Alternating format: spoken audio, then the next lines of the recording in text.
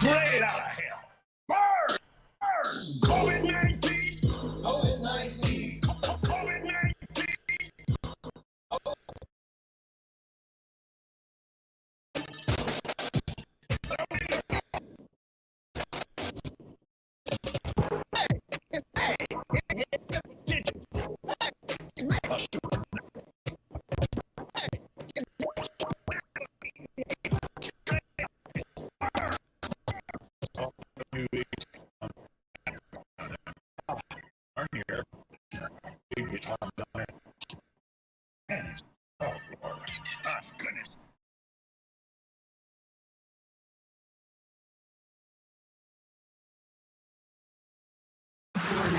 Into the truth frequency.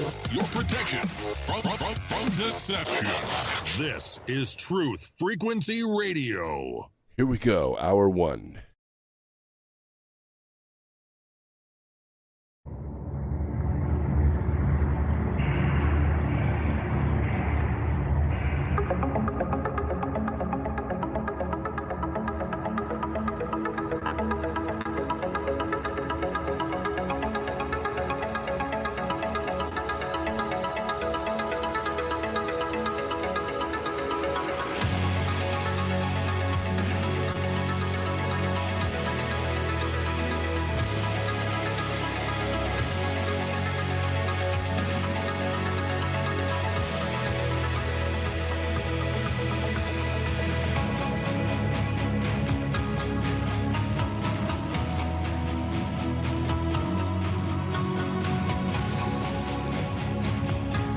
And greetings, Earth Explorers. Welcome to X Squared Radio. I'm your host, Brooks Agnew, coming to you live from an undisclosed location east of the Appalachian Mountains. This is where the past meets the future. In here, the results are always positive. We might go a little past your imagination, but have no fear. You will be safely traveling with us. Got a lot of news going on tonight. Sorry I was not around on Wednesday night. I was at a concert in Raleigh. We tried to run the program, but the network wasn't cooperating that night, so apologize for that. It won't happen again.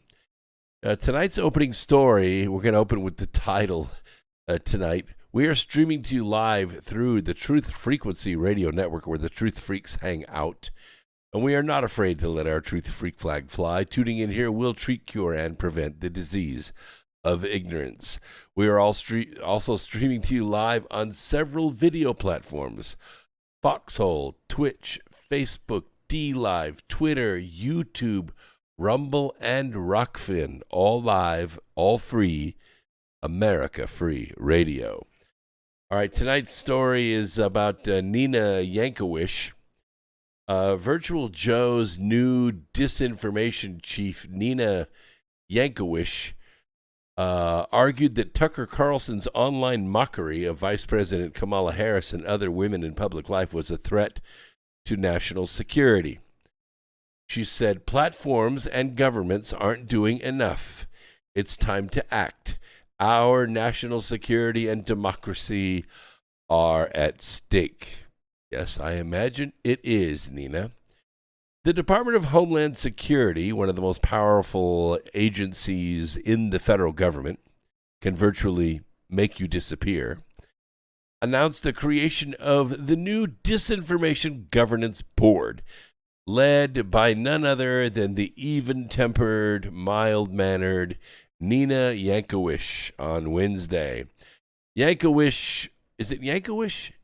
It is Yankawish. Yankawish argued that Congress should create new laws to block mockery of women online, citing what would be the purpose of having online anymore if we can't do that? Gosh. Citing the volume of gender disinformation used to criticize Kamala, Congress should reauthorize the Violence Against Women Act and include provisions against online gender-based harassment. That's what she wrote in a Wired article highlighting the abusive content sent on social media to women in public life. Really? You have no idea what the correspondence is going the other way, do you? So Yankawish was the author of a report, and in this report, it examined the online mockery of Kamala Harris during the 2020 election and noted the vice president, and she wasn't vice president then, she was just a candidate. Before that, she wasn't even a candidate. In fact, she didn't even get a single electoral vote and raised no money. Oh, I'm sorry, is that derogatory? Is that violence against women there? I'm just checking. Let me check the chat room just to make sure I'm not crossing the line here. Hold on 1 second while it loads up. Social media companies, she argued, should make the shift toward believing women, allowing them to identify and censor content. Yankawish also called for tech companies to stop a tacit pile-on instruction from influential people with a lot of online followers. Well, that wouldn't be me. I don't have a lot of online followers, so I don't qualify. In September of 2021, Yankawish testified about gender misinformation being a threat to democracy in the British House of Parliament. Now, I actually do believe that. I think of the little girls who were so happy on Inauguration Day, seeing our first female vice president inaugurated, and for those of them who are online looking at the responses to tweets or Vice President Harris's Instagram posts where people call the Biden-Harris administration Joe and the Ho, or worse. I'm quoting. There's much worse, alleging that Vice President Harris slept her way to the top. During her testimony, she argued that gender misinformation was also a national security concern. I probably agree with that. Yeah, I definitely think that exchanging sexual favors for political promotion is probably a threat to national security. I think she's right. She says it's not just a democratic concern, it's a national security concern, which should make it of interest to everybody in government. It's not just about hurt feelings, it really affects the way our countries operate. I'm missing something here. Yankawish cited online mockery of other political women, including Representative Ilhan Omar and Representative Alexandria Ocasio-Cortez and the Big Gretch in Michigan. Yankawish routinely cited the volume of sexist content directed at her after she started publishing articles and books on the issue as an example of the dangers for women in public life. She said being a woman online is an inherently dangerous act. Oh, really? You should try being a man online, and you want to sense real danger. Yeah. Earlier this month, Florida's Education Commissioner announced that 132 textbooks had been submitted for approval to be included in school curricula across the state. That's a pretty good amount of textbooks. So let's just see what's happening here. Are we just dealing with online mockery of women, or are we dealing with a mockery of genders in general? Do you know that out of those 132 textbooks submitted to Florida's Education Commissioner, the commissioner had to reject 54 of them? 54 of them. That's about 41%. Because it contained woke indoctrination, like critical racist theory, in a math textbook. As an example, one textbook crafted a statistics problem based on an implicit association test, alleging that racial prejudice differs sharply based on an individual's political affiliation. So the textbook, not so subtly, portrays an entire political party as racist. Even more alarming, the elementary school textbooks, kindergarten through 5th grade, 71% of the math textbooks had to be rejected. No sale in the state of Florida. No sale. Publishers can just burn those books as they're never going to sell in the state of Florida. This morning, Secretary of Homeland Security Alejandro Mayorkas said on CNN's State of the Union that the Disinformation Governance Board would not infringe on free speech or monitor Americans. Let me translate. What that actually means is that the Disinformation Governance Board will infringe on free speech and it will monitor Americans. Just so you didn't get the message right there. Anchor Dana Bash said, quote, let's talk about what your department is calling the Disinformation Governance Board that you unveiled this week. Republicans are calling it Orwellian and comparing it to the Ministry of Truth in the novel 1984. If you haven't read it, it's a great book. Can you clarify what exactly is this? What exactly will this Disinformation Governance Board do? Will it monitor American citizens? That's her quote. That's her question.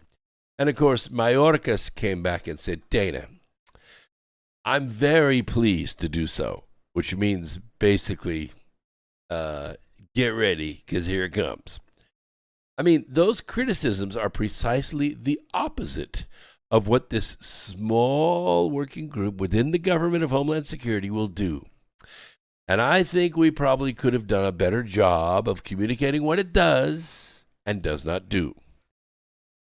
We didn't think your hair would catch on fire, Dana. In other words, is what he's saying. The fact is that disinformation creates a threat to the security of the homeland, and it is our responsibility to address this.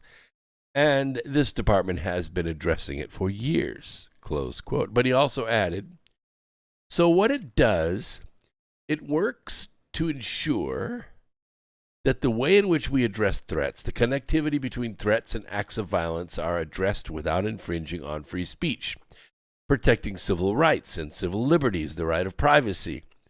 And the board, this working group, internal working group, will draw from best practices and communicate those best practices to the operators because the board does not have operational authority. I know you didn't understand that because I didn't understand it. A lot of people speak English, but very few people master English, and that was a lot of doublespeak. So let's see if we can go into that a little bit. He talks about protecting civil rights and civil liberties. I'm sorry. I've been on the air for 18 years, and I've had my civil liberties and civil rights violated every single day. Not by you, not by the listener, not by the chat room, but by Google, by YouTube, by Twitter, by Facebook. That's who's violating my civil rights. Oh, which one? Which one? How about the first one? The first one. The right to say what I want, where I want, the way I want. That's guaranteed. And just to make sure that it's guaranteed, we put the Second Amendment right behind it. The other thing he talks about is drawing from best practices. In other words, what works? What's effective? Well, I'll tell you what's effective, Mayorkas, because you're working it. You're working it, baby. You're really working it. You know what it is? It's Ballots R Us. That's what's working. That's the business plan that works for the global syndicate. What is Ballots R Us? Ballots R Us is the manufacturing and dissemination, the careful, intelligent dissemination of counterfeit ballots to swing elections to your candidates. That's Ballots R Us. That's what they do. We watched it in 2012. We watched it in 2016. They almost pulled it off. And we watched it full on in 2020, even though President Donald Trump brought 12 million more voters. 12 million more voters. The artificial intelligence behind Ballots R Us was able to beat it by this much, just enough to take just enough electoral votes to take the office away from the American people. So Bash asked another question. Will American citizens, be monitored? Is somebody going to be listening to us? And Mayorkas said, no. The board doesn't have any, operational capability. What it will do is gather together best practices in addressing the threat of disinformation from foreign state adversaries. That means anywhere out of Washington, D.C., by the way.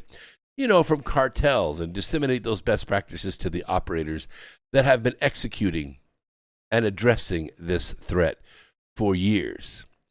I see. And that's why the cartels don't get kicked off Twitter. That's why radical Islamic terrorists don't get kicked off Facebook. I see how you've been doing it. There's more doublespeak from the speech police. So, how far do these rights go? I mean, what best practices have we seen from the government? What have we seen that actually works, that they've actually put money behind and guns behind and bars in front of? Well, the president of the American Federation of Teachers, Randy Weingarten, sounded off on a recent podcast about the boogeyman leading parents to take back control of their children's education. How dare they? How dare they take back the education of their own kids? They don't have the right to do that. According to Weingarten, it is a right-wing conspiracy that children are being indoctrinated with critical racist theory and gender confusion. Apparently, Weingarten hasn't seen the data showing that 71% of the math books in Florida had to be rejected because of this very woke indoctrination. Weingarten insists that any parental concern is totally based on propaganda. I see. So you're monitoring the propaganda. Got it. I got to tell you, Earth Explorers, this is misinformation. This is the way in which wars start. The logical equivalency here is absolutely off the charts. And the same argument that I'm using is the same argument that they're using, but mine makes sense. You know, what he says is concern about your kid's education equals misinformation.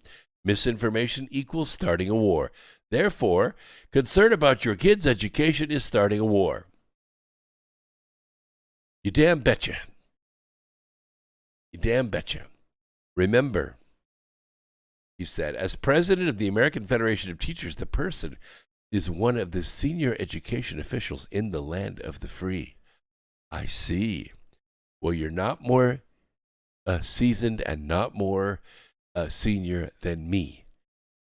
I am senior over my grandkids. I am senior, not you. For example, he says, when famous speeches were added to a document, the feature suggested John F. Kennedy should have said humankind instead of mankind, and Martin Luther King Jr. should have said intense urgency instead of fierce urgency. Other users reported that when they wrote policeman, they were prompted to change it to police officer. Landlord should be property owner. Housewife should be stay-at-home spouse. Yeah, this is all according to Google now. I'm not redefining these words for you. This is all straight out of the gospel of Google. But after intense backlash, Google said it will pause the program for further review while we continue to improve this feature. That's called best practices. When they take it to a certain point and they come away with a few missing teeth, they realize, you know what, that might not be the best practice. Let's back up 2 steps and let's take a step to the right or the left and see if we can go around this. Or we just get rid of it, you know? Just as a reminder, using Google, it's a choice too. There are other search engines. I suggest you do an A-B comparison and see what you get. Yeah. Carob67 says, it's exhausting keeping up with the wokeisms. I know. We never paid any attention to them before, until the lawsuits started flying, and then we started losing the lawsuits. Then we started losing our kids, and then we lost our homes, and then we lost our schools. Yeah, then we started to pay attention. It's a little late, I think, Carob67, but you're right. We got to keep up with all of it.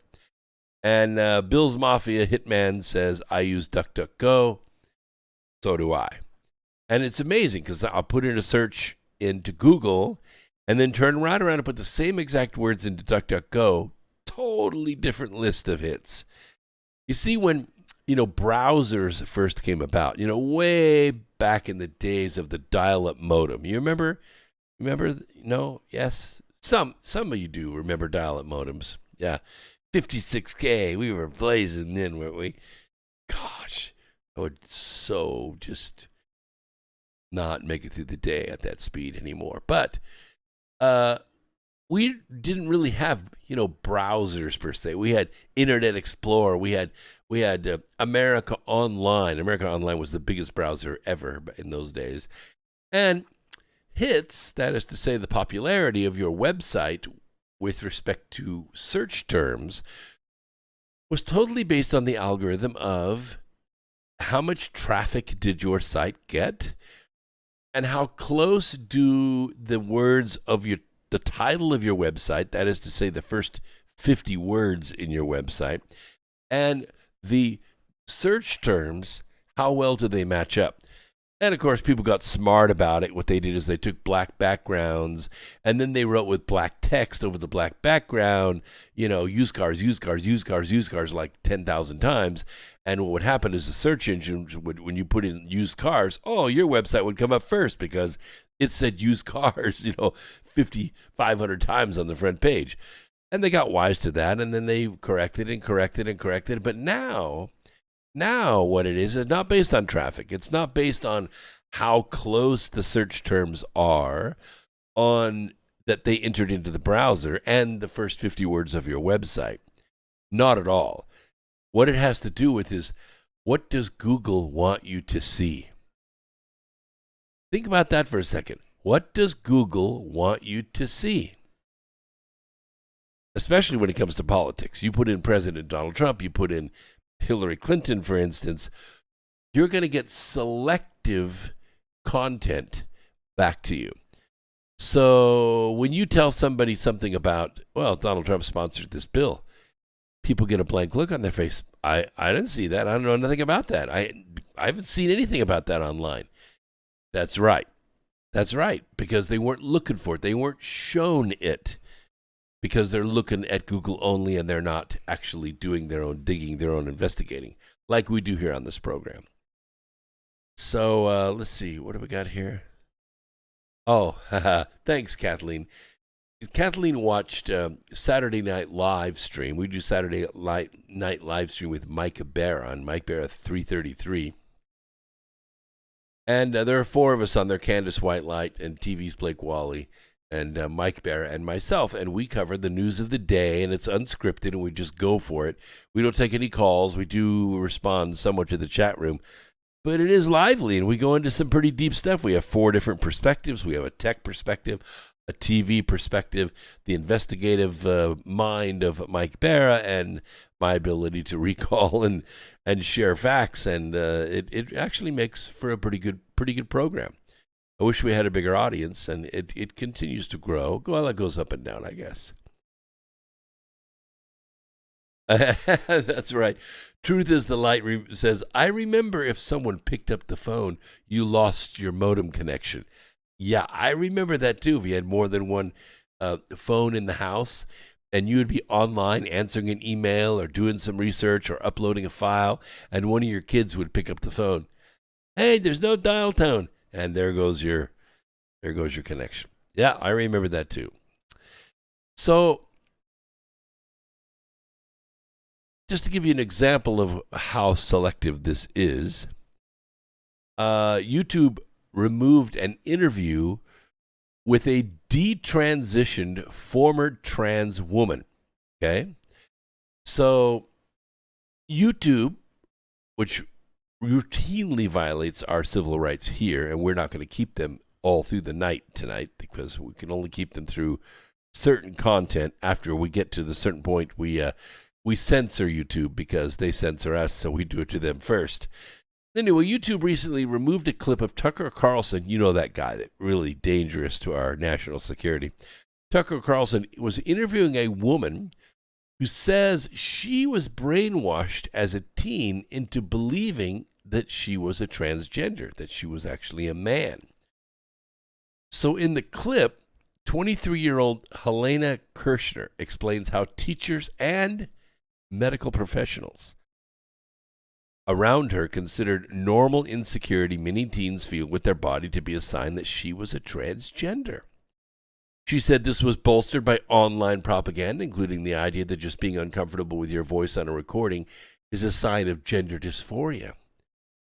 You feel really afraid for these other young girls like myself. I consider myself lucky that I was able to get out of it unscarred, really medically. But there's so many other young people who can't say the same. Once you've had your Johnson lopped off, there's no going back. I mean, you can have your breasts removed, but you can also have them put back. It's not that easy to do with a set of jewels. And psychologically as well, it is just devastating to, especially from a young age, to be lied to by adults at the school and by medical professionals and told that your body is wrong and that you need to change it and you need to get hormones, you need to get surgeries. She experienced it and now is warning others about the damage schools and medical professionals are doing to vulnerable children. And believe me, all children are vulnerable, especially to this kind of brain teasing. YouTube apparently considers this misinformation, so its Ministry of Truth removed the interview. What a shame. What a shame. And there's another insane logical equivalency. Silence means agreeing with what is happening, according to Ukrainian tennis star Elena Monfils. She took to Twitter to say more sports organizations should ban Russian players who do not denounce Russia's action in strong enough terms. For example, Monfils says that it isn't enough for Russian athletes to call for peace. They should be forced to explicitly denounce Russia if they want to compete in events. There comes a time, she says, when silence is betrayal, and that time is now. So, it's like I was overhearing these women one day on the phone. Well, one woman who was talking to another woman on the phone. She was walking down the sidewalk. I could not help but overhear because the phone was about 6 inches away from her mouth that she was yelling this. She said, it's not what he said. It's what he didn't say that made me so mad. I thought to myself, I didn't say anything, of course. I was within, killing distance. We'll be right back after this break. Don't go away. More America Free Radio right after this.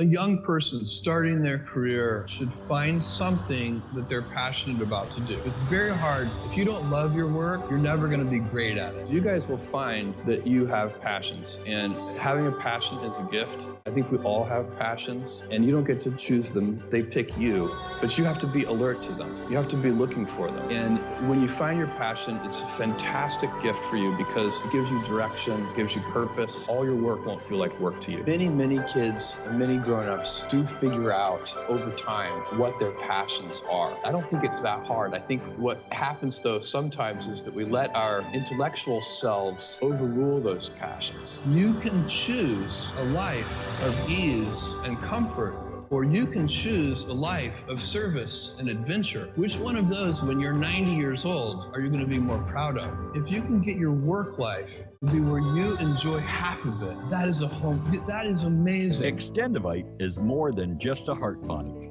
Do you have any of these symptoms? Night cramps in the hands and feet. Your arms and legs often go to sleep. On short walks, do your legs get aches and pains? Is your memory worse than it used to be? Ankles that swell late in the day? Has your blood pressure increased lately? If you answered yes to even one of these questions, you may have early warning signs of arterial blockages. Your body is saying that it is time to take Extendivite. These are not the normal signs of aging. They are the warning signs that accompany blocked arteries. Get your Extendivite today. Extendivite is available in capsule or liquid form for just $69.95 for a 2-month supply. To get started, call 1-877-928-8822. That's 1-877-928-8822. Or visit heartdrop.com. Extend your life with Extendovite.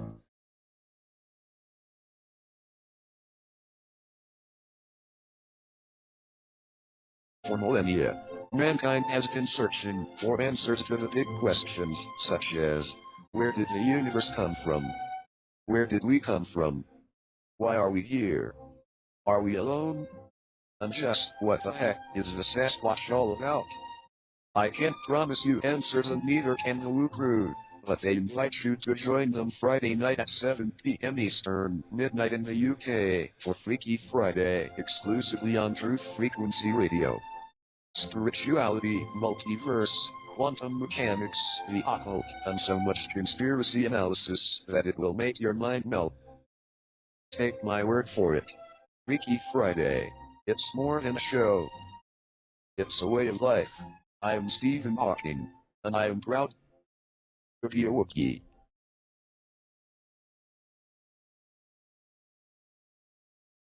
You are now tuned into the Truth Frequency. Your protection from deception.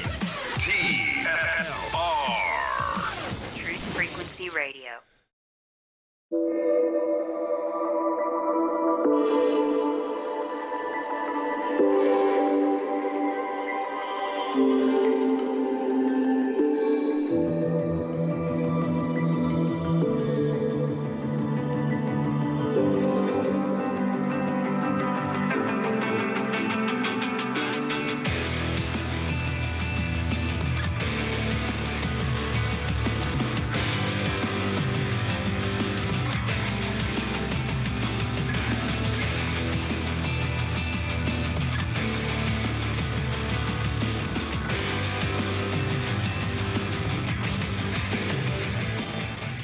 All right. Thanks. Wow, so many comments in the chat room. I appreciate that so much. By the way, somebody asked me the question, why don't I display the chat on the feed? I see other hosts doing it. You know, I've been doing this a long time. And I could tell you that watching the chat flow on the screen is kind of distracting. Plus, the print is really small. We only have a limited amount of space, especially if you're watching this on a phone. So I watch the chat and I respond, you know, because this is the way we communicate in the modern day. I do take phone calls, and the phone number is posted up there if you want to call in. And we have a couple callers on the line, but I know one of the callers, I think I recognize the number, and they're just sitting there listening, which is fine. You can listen to the program on your phone while you're riding down the road or taking a walk or hike or sitting there working on your project, and that's fine. I'm not going to call you on and ask you a question or have you ask me a question, unless you want to. Let me know in the chat if you want to ask a question and you're holding on the line, then I'll bring you on. But let's go a little bit more into this ministry of truth. Where did it come from? Why is it so dangerous? You have to kind of go back a little ways. We go back to 1933. Roosevelt did this to America once before. Mussolini attempted to remake the Italian mind, taking a personal interest in applying the twin tools of censorship and propaganda. They go together, okay? You can't just censor everything. You also have to replace it with your narrative, which is what they do. So here's what it details on how Italy's fascist in chief and his dealings with the Italian media, which in his day consisted of newspapers and radio. They didn't have, TV or anything like that in those days. So the unique totalitarian project of Italian fascism reposed on a careful balance that required both what we call popular confidence and a level of fear. Okay, you had to have the men in black, and I don't mean the men in black with suits and ties.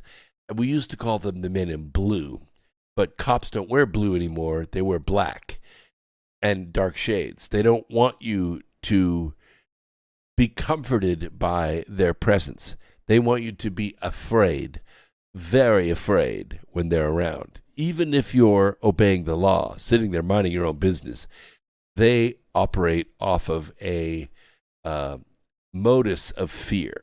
Now, the ambitions of this project reached not only into government, law, economics, but it also went into, and this is very important for a community, they went into the minds of Italy's people, which the fascists believed they could reshape and recommit to what they called in those days the nation state, We don't call that it anymore. We call it our democracy.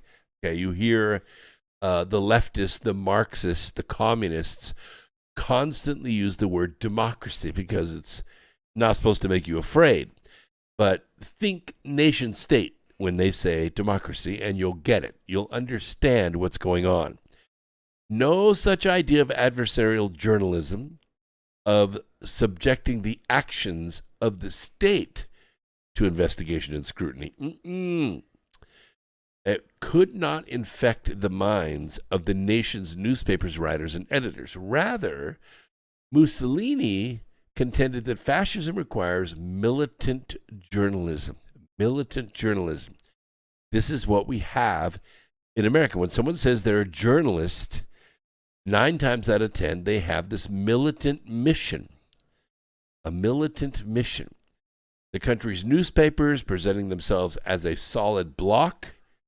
In other words, they think the same, they talk the same, they use the same lines. When the news actor opens his or her beautiful mouth on the camera and they read the words on the screen, they are the same words written by the same source, committed to the cause and obscuring or outright burying any fact or story antithetical to that cause. Even more than post factum censorship, Mussolini favored this kind of proactive steering of the press. Okay, he created the narrative, the talking points, the words, the themes that the press would use in their articles.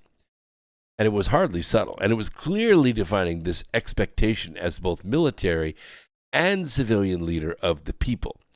We just heard Nina Jankowicz say precisely the same words. The time to act is right now. That we need the force and the power and the authority of the Disinformation Governance Board. Yes, that's a new uniform with a new club, a new hammer. In fascist Italy, social and political pressures and the resultant self-policing by the media, because if you didn't keep your job. You went the way of, I'm sure Seltzer is going to go the same way sooner or later. They're at least as important as actual legal prescriptions, probably much more important. And just as Mussolini's example had inspired Hitler and the Young National Socialist movement, and I might add, the flamboyant governor from New York, Franklin Delano Roosevelt. Oh yeah, big pen pal buddies with Mussolini. The Nazis' Reich Ministry for Popular Enlightenment and Propaganda, established in 1933, seems to have motivated Mussolini to adopt a newly invigorated approach to censorship. In a sense, then, the fascists were successful in creating, to borrow Orwell's phrase, a new climate of thought. Plainly put, what the Biden administration is about with the creation of this Disinformation Governance Board is absolutely the same as this 1933 inspired organization by Mussolini and his fascists. The Nazi Reich Ministry for Popular Enlightenment and Propaganda is exactly what we are seeing Alejandro Mayorkas set up in Washington. And he's not thinking of it on his own. You know how I know that? Because he can't even freaking explain it. He didn't think of it. Blocking that October 2020 New York Post blockbuster investigation of Hunter Biden's laptop, banning President Trump, suspending Tucker Carlson, the Babylon Bee, and I don't know where to stop. America Free Radio goes on and on and on. All of this is par for the course at Twitter and Facebook and YouTube, etc., etc. Now, here's the interesting twist. It got to a certain point. Twitter was, at one time, was worth a lot of money. It was probably worth $100 billion. And a few years ago, they tried, to sell it. No offers. Nobody made an offer. So the value of Twitter continued to drop. And of course, kicking off 100 million followers does have its effect on your value, because it's not just 100 million followers that were kicked off Twitter. It was 100 million working followers. It was 100 million voting followers. It was 100 million buying followers. And who do the advertisers want to reach who advertised on Twitter? Those guys. So when the buyers left, the sellers left as well. And so Twitter's revenue, their business model, began to fail. And they were paying no small salaries either. This one woman that is getting ready to be fired, censorship lady, $17 million a year. Can I see a show of hands in the chat room? Just really quick. Shouldn't be much of a list. How many people are making $17 million a year? No? 10? 5? $1 million. No? If we get to about $250,000 a year, we might get a couple of hands. Now you understand why Twitter was failing. Twitter was failing because they were hugely top-heavy. All these people came from the most radical ranks of Marxism. And I'm going to say fascism, because fascism is really the corporation acting like the state. Remember, we talk about nation states equivalent to their democracy. And when they say, you're ruining our democracy, don't be defensive. Be proud. You're damn right. I am taking your democracy apart, because your democracy is a fascist nation state. Make no mistake. This Disinformation Governance Board that was announced this week was brought on because Elon Musk made a bid on Twitter. Now, for a while, we thought, oh, the poison pill will take care of him. He will never get anywhere close to it. They'll jack that price to $85, $86 a share. He'll never get close to it. Won't be able to raise the money. Well, hate to tell you this, but he did put the money together for his original offer. And according to the law, you got to take it. You have to accept the offer. Doesn't mean you have to sell for that. Of course, it's well over what the sale price of the stock was at the time. Is it a hostile takeover? Yeah, it is. But it happens all the time. Big people come with big money and they buy your company out. They buy all the shares, every single share there is. It happens all the time. It just happened to happen with Twitter. So the government decided, Virtual Joe and his gang of criminals decided, a la Mussolini, to take on the task of censoring conservatives and free speech themselves. The bureaucrats who spied on the 2016 Trump campaign, they're the same people. Not the same organization, the same people. Yeah. And they went out of their way to disrupt his administration from the inside. And they're now going to be in charge of deciding what is disinformation, what is democracy. Make no mistake. What this Disinformation Governance Board is about is exactly what Mussolini was talking about, exactly what Roosevelt was talking about. Using Orwell's phrase, the United States government is now formally about creating a new climate of thought with the twin tools of censorship and propaganda working hand in hand. So that's what it's all about. And notice that they didn't even announce that they were even thinking about this board, because I could tell you, if they would have put a lot of thought into it, they would have never picked Nina Jankowicz to lead it. Yeah, she's a real case. I mean, serious case. Italicized. I don't want to put any more description into that, but you guys in the chat room can think of more than that. Yeah, exactly. I can't say that on the radio, can I? No. I can read it, but I'm not going to say it.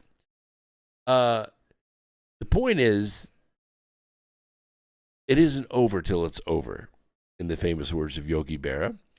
The offer's been made. The deal's been signed. But the closing is about 6 months away, October-ish.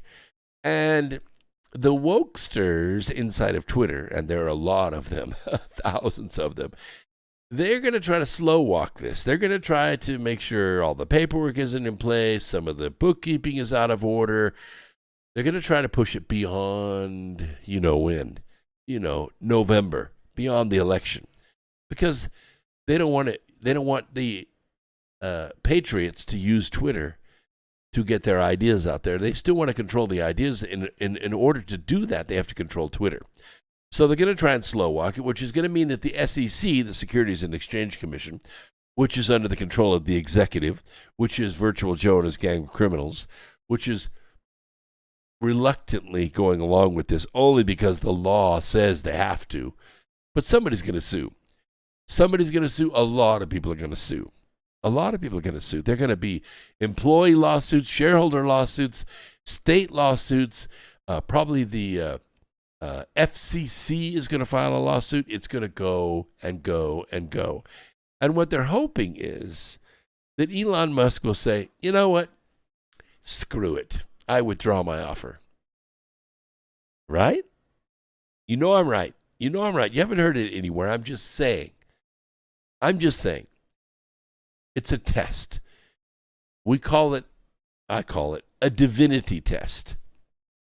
Like when you think of that one thing, you say, yeah, I'm gonna build this. I'm gonna put this business plan together. I'm gonna go see if I can find the funding, and I'm gonna build this business. Excuse me. So you start down the road, and you hit one roadblock. Wow. So then you have to pour a little extra money or a little extra energy or make a few more phone calls or maybe make a drive somewhere to have a meeting, and you get over that obstacle, and then another one comes up, and then another one, and another one, and at some point, it happens all the time, either when you're on the road between places or you just hung up the phone going, what the hell was that all about? You say to yourself, maybe this just wasn't meant to be. Maybe God's trying to tell me something. Maybe I shouldn't do this, and I'm just keep beating my head against the wall to try to make it happen. And we all do it, right? We all do. We get into this pattern of failure. It's sort of like, you're in that Ironman competition, and you did the swim, no problem. You did the bike ride, okay, that was a problem. Your thighs are really burning, your lungs were burning, and you start running. And you realize, I'm 8 miles into this. I got 18 miles to go. I'm not going to make it. I'm not. And so you just begin walking, and you just give up, right? You give up. It wasn't meant to be. I'm not well enough prepared. I'm not the guy for this. We say it to ourselves all the time. And at some point, Elon's going to say, I got $41 billion tied up in this thing.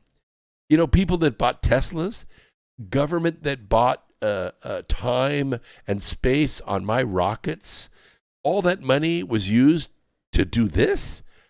I could do better stuff. I could buy a pro football team many, many times over for this. I could do other great things. I don't need this damn blue bird. And at some point he may say, you know what?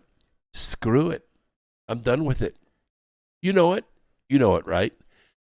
But is Elon a quitter, really? I mean, he's done a lot of things. But I think he's a finisher. I really do. I watched the video again of the first time their booster landed back on the pad. Their rocket went up.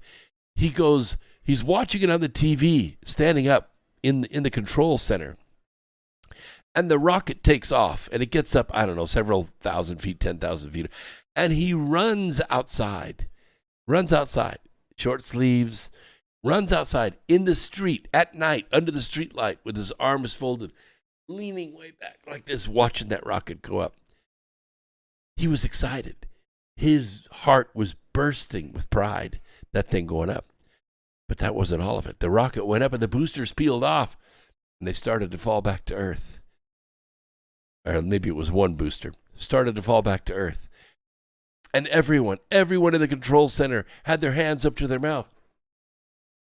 Silence could be heard. 500 people in the control center. Oh my God. it's coming back down. Did we get the code right?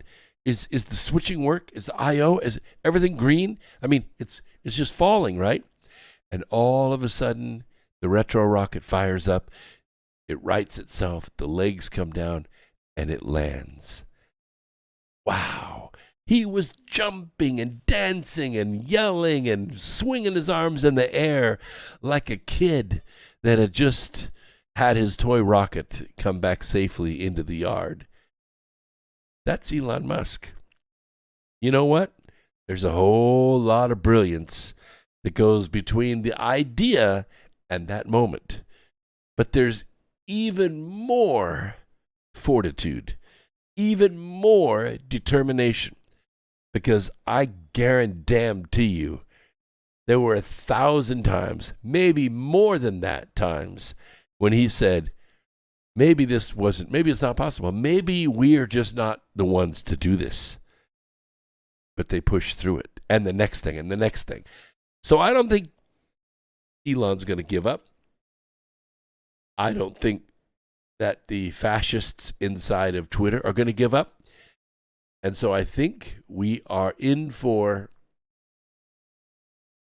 the very war that Nina Jankowicz is asking for. It's not going to be good, but we'll see because we're going to be around. So what is this war machine? I call it in my books, I call it Wars Are Us.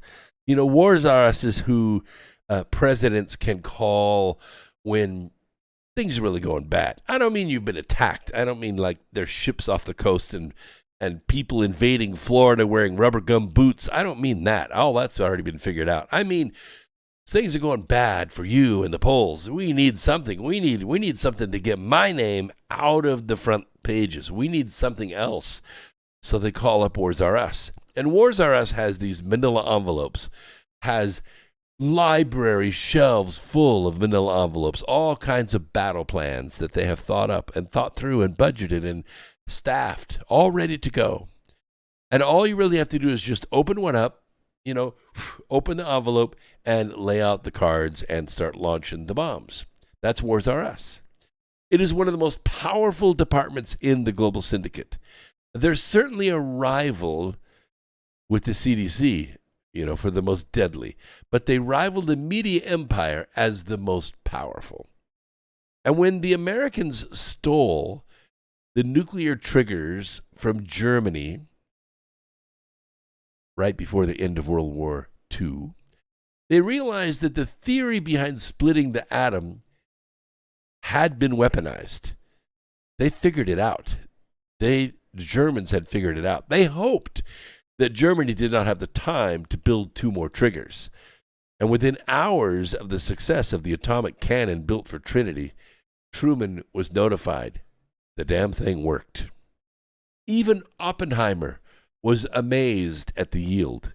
No one on the Manhattan Project guessed it right. Most guessed it would be somewhere between a fizzle and a half a kiloton. The 21 kiloton explosion was brighter and more devastating than anything the modern world had ever seen. Of course, no plane could carry what was built on that tower. It was too big, it was too heavy. So they fashioned a bomb to carry the trigger, the uranium, and the batteries to fire it. Once the casing is bolted together, the batteries were good for about 72 hours. Then the bomb would have to be disassembled, the batteries recharged, and then the bomb reassembled. So they were under the gun. Truman was beside himself with glee. He could not wait to deploy it. The temperature near the blast site reached 5,400 degrees Fahrenheit. The sky itself seemed to explode. Birds ignited midair. Asphalt boiled. People over 2 miles away burst into crumbling cinders. Others, with raw skin hanging in flaps around their hips, leaped shrieking into waterways to escape the heat. Men without feet stumbled about on the charred stumps of their ankles. Women without jaws screamed incoherently for help. Bodies described as boiled octopuses littered the destroyed streets. Children, tongues swollen with thirst, pushed floating corpses aside to soothe their scalded throats with the bloody river water. One eyewitness at Hiroshima recalled, "I climbed Hikiyama Hill and looked down. I saw that Hiroshima had disappeared.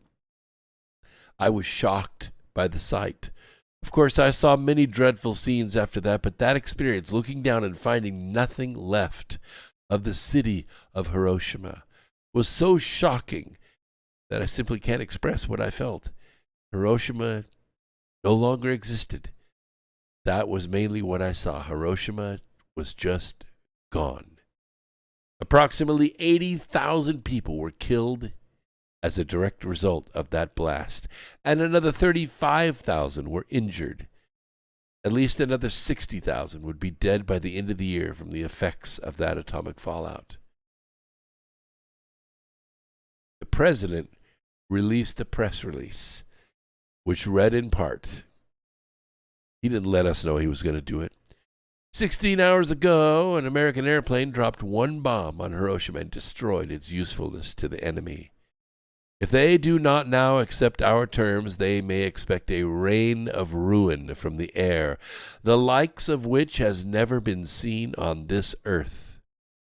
A 21-year-old American second lieutenant recalled, and I quote, "When the bombs dropped and news began to circulate that the invasion of Japan would not, after all, take place, that we would not be obligated to run up the beaches near Tokyo assault firing while being mortared and shelled. For all the fake manliness of our facades, we cried with relief and joy. We were going to live.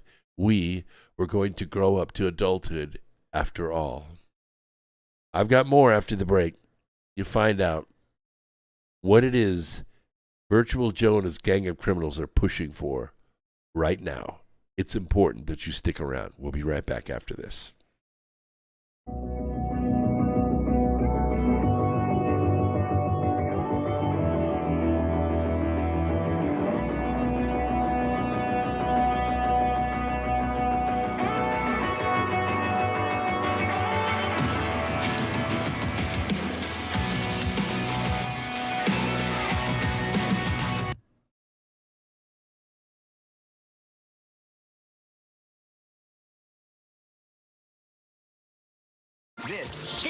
This is iHeartRadio. iHeartRadio.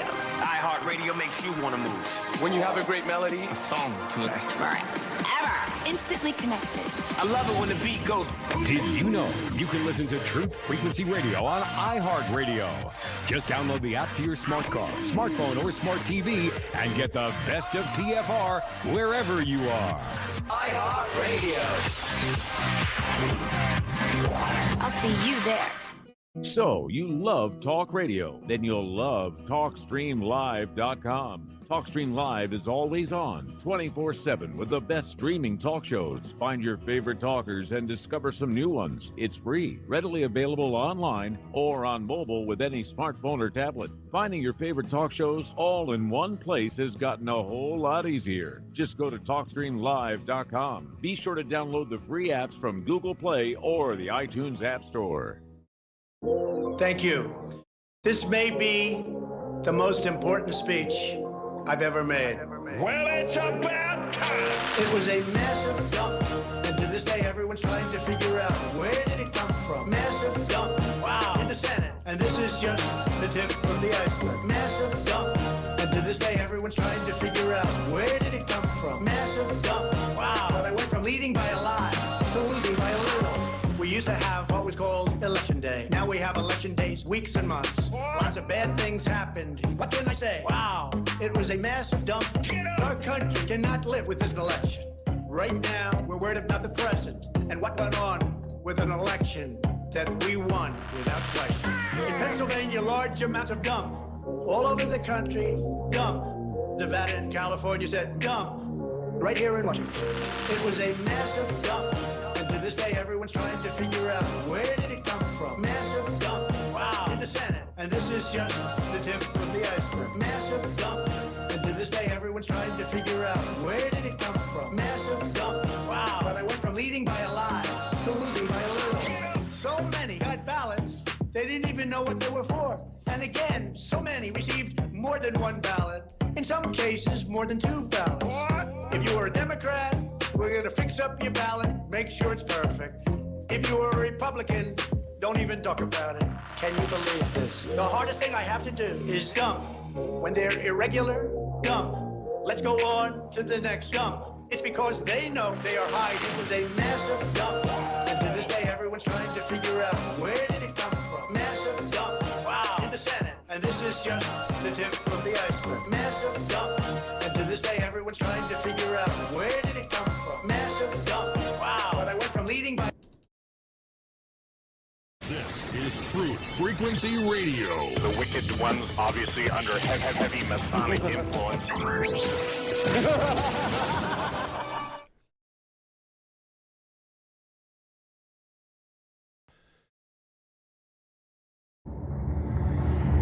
Here we go, hour 2.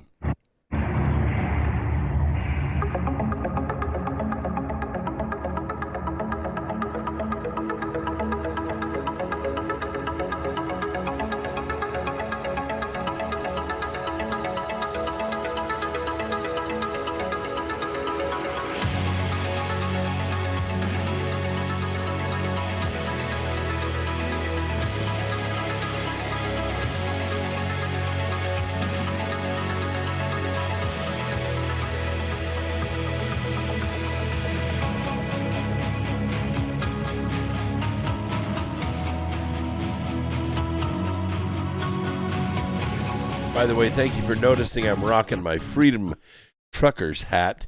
It's designed by Bob Connors. We'll find a way for you to get one for yourself if you want one. He's a good designer, and that's why I'm rocking the hat tonight, because he's a good listener, and he's up there in Canada, and we need to support those guys. So at the time, the President Truman, said he seemed conflicted over the decision. The day after the Hiroshima bomb dropped, Truman received a telegram from Senator Richard Russell of Georgia. And it encouraged the president to use as many atomic bombs as possible on Japan, claiming the American people believe that we should continue to strike the Japanese until they are brought groveling to their knees. I know that Japan is a terribly cruel and uncivilized nation in warfare, he said, but I can't bring myself to believe that because they are beasts, we should ourselves act in that same manner. For myself, I certainly regret the necessity of wiping out all nations because of the pig-headedness of the leaders of a nation. And for your information, I'm not going to do it unless absolutely necessary. Of course, that's what you publicly say when you realize you only have 2 bombs. So on August 9th, the day the Nagasaki bomb was dropped, Truman received a telegram from Samuel McCrae Cavert, a Protestant clergyman, who pleaded with the president to stop the bombing before any further devastation by atomic bomb is visited upon Japan's people. 2 days later, Truman replied, "The only language they seem to understand is the one we have been using to bombard them. When you have to deal with a beast, you have to treat him as a beast." Close quote. That's called dehumanization. The Nazis did it. The North did it in our Civil War. The North Koreans did it. The Americans did it during the North Korean War, the police action there. Everybody does it. The British did it. The Irish did it. The Scottish did it. I tell you this history because it smells like it's about to repeat itself. We don't have a president. Our government is overseen by a global syndicate and operates as an orgy of agencies, filled with unelected and unaccountable zealots, and filled with hatred for America. Who is the beast? You are. You're the beast. Now, the worst part about using weapons like these is that the global syndicate has very skillfully managed a balance of lethality among the nations for many thousands of years. In 1944, Wars Are Us was just being formalized in the United States. It had existed in Europe for at least 1,500 years. In order to maintain balance, they had to export the atomic bomb to the Soviet Union, our only remaining enemy. If we were the only ones with the bomb and the will to use it against humans, then we would rule the world. And they simply could not allow that. So they exported the bomb and all the materials we used to perfect it and make the fuel for it to Russia out of Alaska, using our own U.S. Army aircraft flown by our own American Army pilots. It was called the Lend-Lease program, and it was designed specifically to proliferate weapons so that war could be waged against our enemies. Little did Americans working it know. But the American middle class was the real enemy of the state. They had been wiped out several times. Once in 1863, once in 1929. They were sent to die by the hundreds of thousands in 1941 and would continue to be a target of an ever-escalating war for decades. The Lend-Lease program was designed ultimately not to destroy our enemies, but to destroy America with the aid of the Soviets, the Chinese, and the Muslims. Well, guess what? It's back. Yeah, it's back.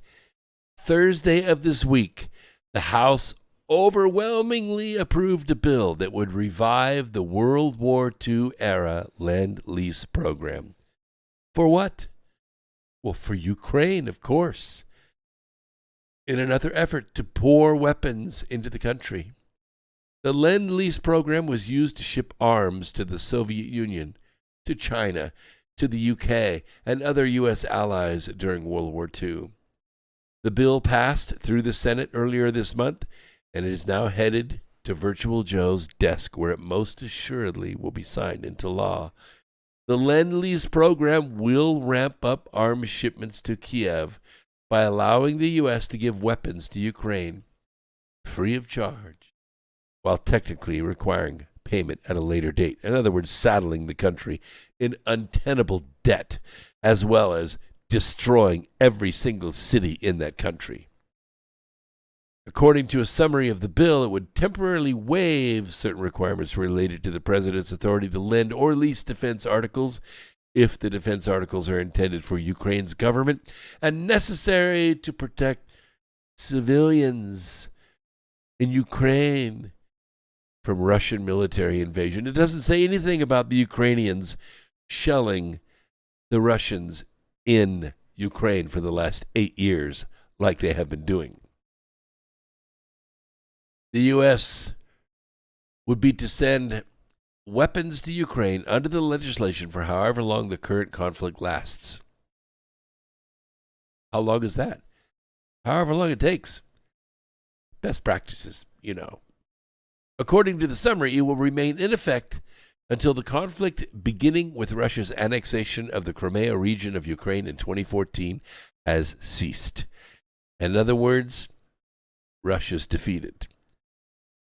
A 1,000-year-old sovereign country is going to be defeated by any means necessary. That was Thursday. Today's Sunday.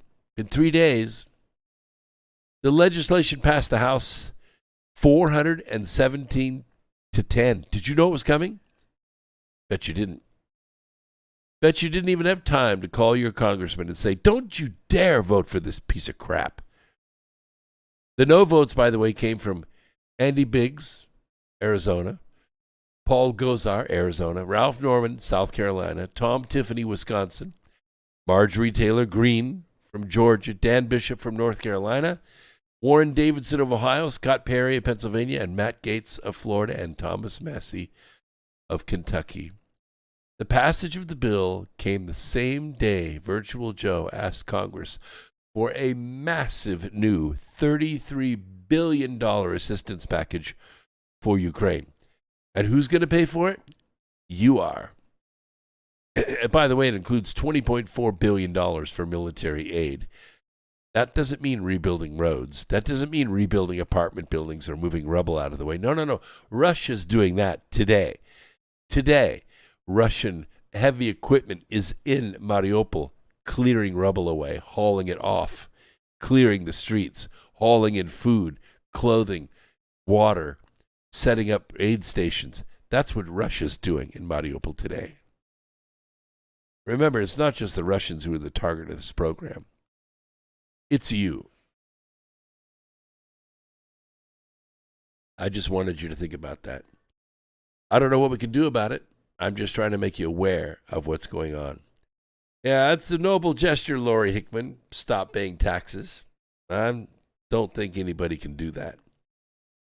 No, I don't. I think they will come after you. The only way to do it is a convention of states. And when you repeal the 16th Amendment, then, of course, income tax goes away. Right. That's a good point. Comfortably Numb says, I had no clue this was going on. That's exactly right. Most people don't. I tried to get it to you as quick as I can. I got the news on Thursday. We're here on Sunday. It's the first opportunity I've had to share it with you. VRead 954 says, what can we do? What can we do? Well, in some respects, November is too far away, right? We're still in the beginning of May. Today's May 1st. We have to wait till Election Day to really have a peaceful revolution. And we're going to do it at the ballot box. And we're not going to let Ballots R Us or anyone else stop us, are we? But that's 5 months away. Look what has happened. Look what has happened in 15 months. Sweet Jesus, what could happen in the next 5 months? Anything. And this isn't just the gist of it. You know, there's more stuff happening. It has nothing to do with humans or actions of humans on this planet at all. For instance, did you know that there are more active volcanoes right now than in recorded history ever?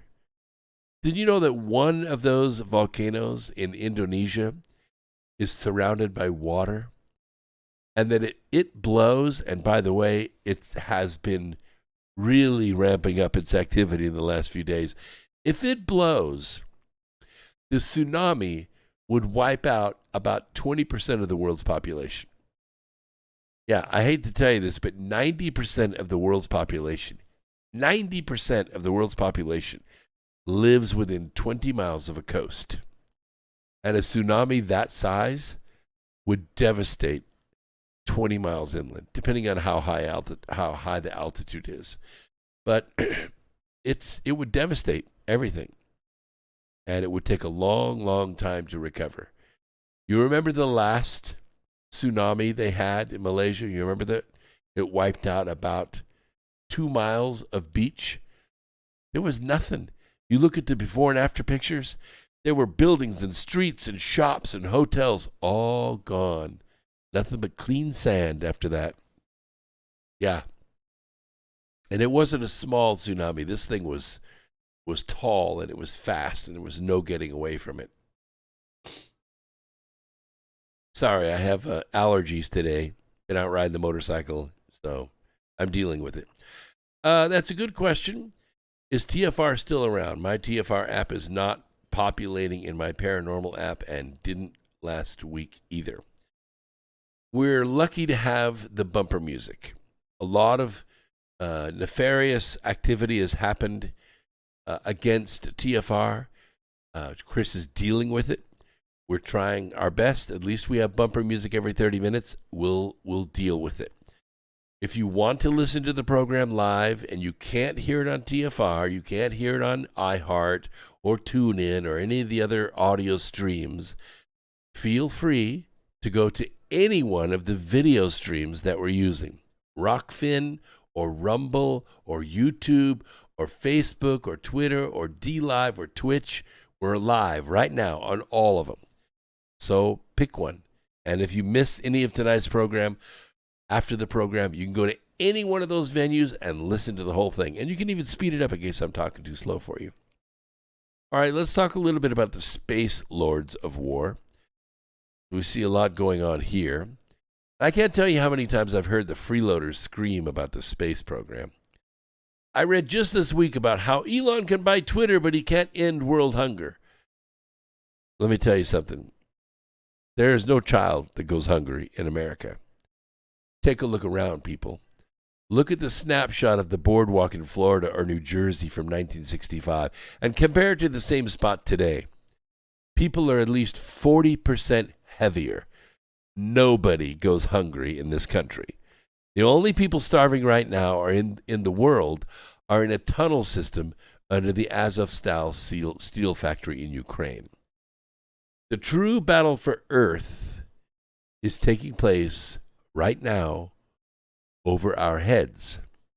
Every day, evidence of both nations' intent to undercut the United States and allied leadership in the space domain can be seen in the growth of combined in-orbit assets of China and Russia, which grew 70% in 2 years, the last 2 years.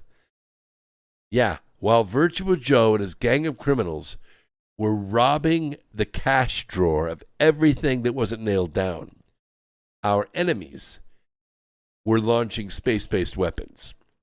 Space has already become the scene of an ongoing shadow war in which China and Russia conduct attacks against U.S. satellites with lasers, with radio frequency jammers, cyber attacks every single hour of every single day. And that's according to General David Thompson, the U.S. Space Force's first Vice Chief of Space Operations. He said, and I quote, "The threats are really growing and expanding every single day. We're really at a point now where there's a whole host of ways that our space systems can be threatened. Hostile action toward our space-based assets is not a question of if, but of when." 15 years after China's ASAT strike, we still lack the ability to defeat an attack on our space systems to launch an offensive strike if circumstances warrant. The People's Liberation Army will continue to integrate space services to erode the U.S. military's information advantage. If deterrence were to fail, we would face an adversary that has integrated space into all aspects of their military operations. Space provides us the foundation of everything we do as a joint force, from delivering humanitarian assistance to combat on the ground, in the air, and at sea. We cannot afford to lose space. I have said a lot on this program. The nation that controls space will control the earth. The nation that controls the moon will control the earth. So I don't know what to tell you. We have to be more aware of what's going on, and we have to take more action in space. The threats are really growing. They're expanding every single day, and it's really an evolution of activity that's been happening for a long time. China leads by far over Russia. Chinese are actually well ahead of Russia. They're fielding operational systems at an incredible rate. Some of those systems are ground-based, such as anti-satellite missiles and lasers intended to blind, damage, or destroy satellites.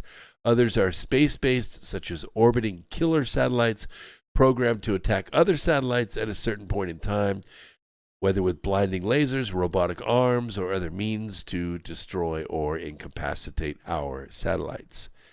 You know, there's a lot of force being applied right now. And I have to say, and I've said this before in this program, but I think I'm going to make the case really right here. China has a bigger enemy than America, a way bigger enemy, and it's more immediate than America. And that enemy, the CCP has an enemy in its own people. Now, you don't really get all the news, and we don't either, but we get probably more than you do about what's going on in Shanghai. Shanghai is the biggest city in the world. It is a city of about 30 million people, 30 million people. That's a lot of people. That's just in the city limits. If you take the train out of Shanghai to, say, Jiangsu City, it's about a 2-hour train ride, and that's at 315 kilometers an hour. I've been on that train. It rips. It takes a long time to get out of civilization. Shanghai is big, and it's old, thousands of years old. But the port of Shanghai is phenomenal.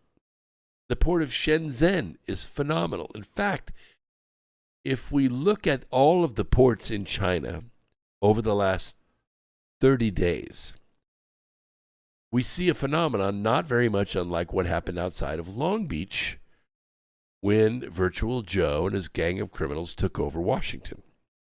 You remember that? Remember when all the boats were sitting off the coast of Long Beach? And it wasn't truckers, it wasn't COVID, it had everything to do with the ships. It only had to do with the cranes. The cranes were not unloading the ships. Now, I spoke to a longshoreman out there, and they said, there's nothing stopping us from running those cranes 24 hours a day, except us. The union. They were slowing everything down. Now, I don't want to put all the blame on the union. They were obviously following orders from somebody else. But what was the net effect? If you drop back to 10,000 feet and look down, what was the net effect? The net effect, yeah, it slowed down you getting Christmas presents and things that you had ordered from China. But it also slowed down China. It was a blockade against China. I called it a Chinese blockade. I called it. And it started to have its effect. Well, now they've shut down Shanghai, and there are ships all over the ocean. Now, normally these ships travel in groups, almost like fleets.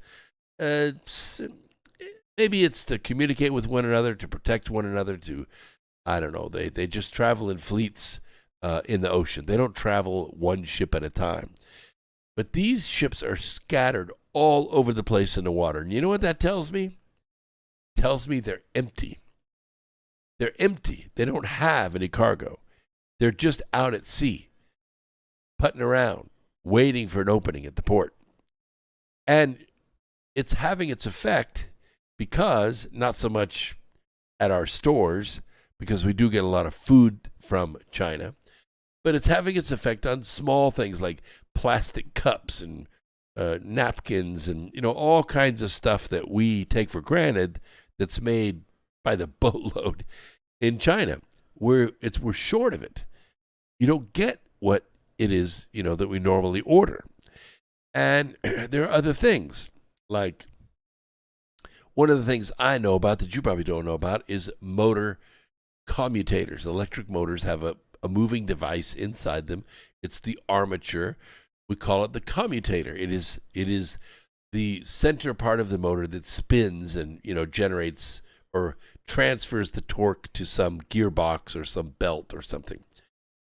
We don't make them in this country. We don't make commutators in this country unless they're really, really big, like 400 horsepower, 1,000 horsepower, 2,000 horsepower. We make those commutators because they're very expensive and it's very specialized equipment, and there aren't many of them. But the small motors, 5 horsepower, 3 horsepower, 1 horsepower, half, quarter, 1/8 horsepower, they're all made in China. All the commutators are made in China. It doesn't matter. You make the whole rest of the motor here. Commutators got to come from China. Thank you, Barack Obama. He exported that entire industry to China. So guess what's happened? That's exactly right. We have a shortage of electric motors. You can't get them. You can't get them for love or money. You can't get them for love or money. We don't make them in this country. There is no equipment in this country to make a commutator. Trust me. We've tried to buy some. And as if this is not enough, early this week, they started locking down Beijing. Yeah, they started locking down Beijing, the capital city. So this is causing a big problem. And what we see, if you look at the graph of, gross domestic product in China is it goes along, kind of up and down a little bit, and then it does this. And the thing about commerce is like a big flywheel. It's like a big flywheel. It takes investment money and debt and labor, and then the flywheel kicks over, and you get delivery and payment and then distribution, and the flywheel's got enough momentum to come back up around again.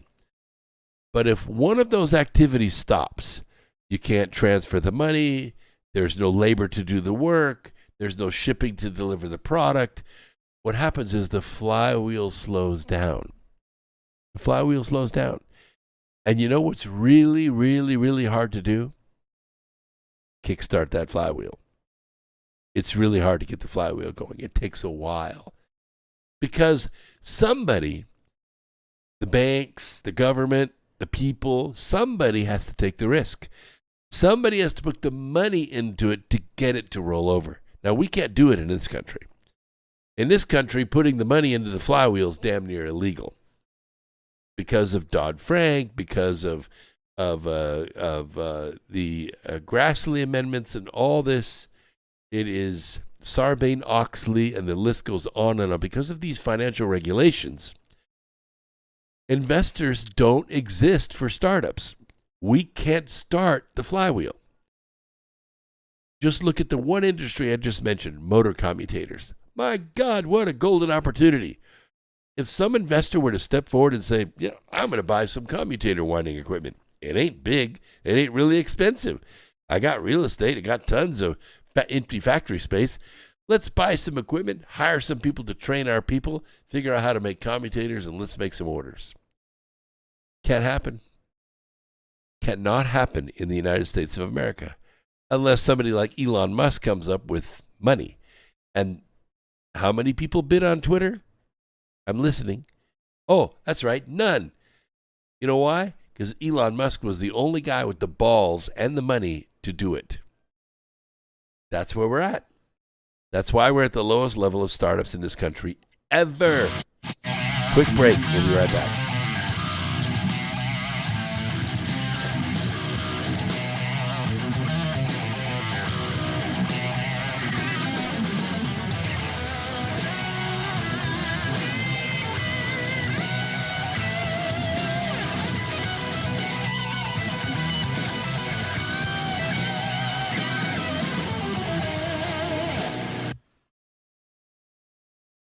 You concentrate solely on your career, you can get a long way in your career. And I would say that that's a strategy that a minority of men preferentially do. That's all they do. They work like 70, 80 hours a week. They go flat out on their career. They're staking everything on the small probability of exceptional status in a narrow domain. It may be that that unidimensionality is the price you have to pay to be exceptional at one thing, right? Because if you're going to be something like a genius level mathematician, you're in your lab all the time, you're working 70 hours a week or 80 hours a week, you're smart, you're dedicated, you're unidimensional, and that's how you get to beat all the other people who are doing that. It's the only way. But the problem is you don't get a life.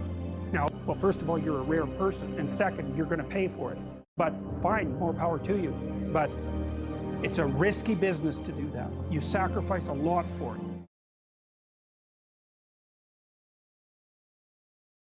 Hey everyone, it's Chris Gio, founder of Truth Frequency Radio and host of Beyond the Veil. The mainstream media and establishment are running scared right now, and they've prominently featured TruthFrequencyRadio.com as number 89 on the federal government's hit list, also known as the fake news list, which is essentially a list of sites slated for censorship on Facebook, YouTube, Google, and other social media. Now is the time for you to get involved. Share your favorite TFR shows far and wide on forums and social media.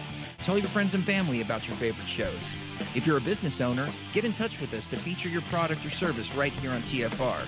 And if you haven't done so already, become a TFR supporter now and get unlimited commercial-free downloads in high quality. Visit truthfrequencyradio.com/sign-up. Thank you for making TFR the leader in independent and uncensored talk radio. Truth Frequency Radio, your protection from deception.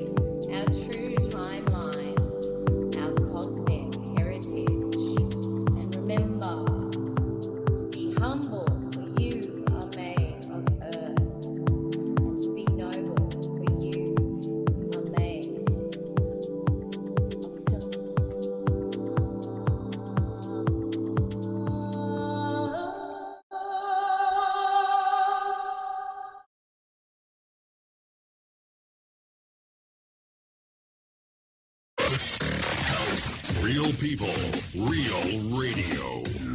Initiating the truth frequency. This is Truth Frequency Radio.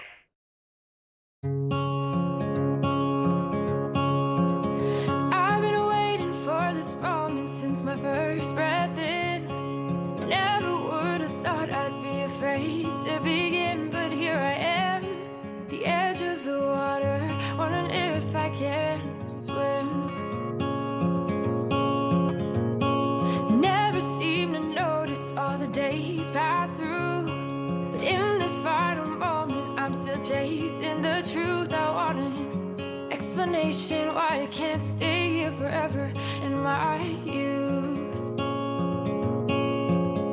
And if I press on, will you wait? Will you wait for me forever? Or would it be wrong to ask you to come with? Tell me, will you wait? Yes, we will wait. And we've had some callers on the line waiting for a while. We have a caller in Florida. New number I haven't seen before. Florida, you're on the line. What's on your mind? Brooks? Hi. Hello? Yes, sir. You're on. Just a listener, but I do have a question, but it's not really related to what you're talking, so I think I should pass until another time. Well, it depends on how crazy it is. I can't get on the other number, so I apologize, but I'm just a listener. All right. That's no problem. I can put you back on hold. That's no problem. Yeah, some people, they want to call and ask about the expedition or something like that. The long story short is, it doesn't make a lot of sense to lease a Russian nuclear-powered icebreaker this summer. So it's probably not going to happen. And a lot of good comments. Somebody was talking about the restaurant running out of napkins. I bought some spray paint, in a can, rattle can, to touch up my my electric vehicle trailer that I trailer the vehicles around the different shows. Bloody expensive. And plus, I couldn't even find gloss black. I hardly could find gloss black. It was like, wait a minute, where's all the gloss black? Yeah, there are shortages everywhere of all kinds of stuff. Fortunately, PVC pipe is made right down the road. Charlotte Plastic makes the PVC pipe, so we don't have any shortage of that. A lot of stuff is made in this country.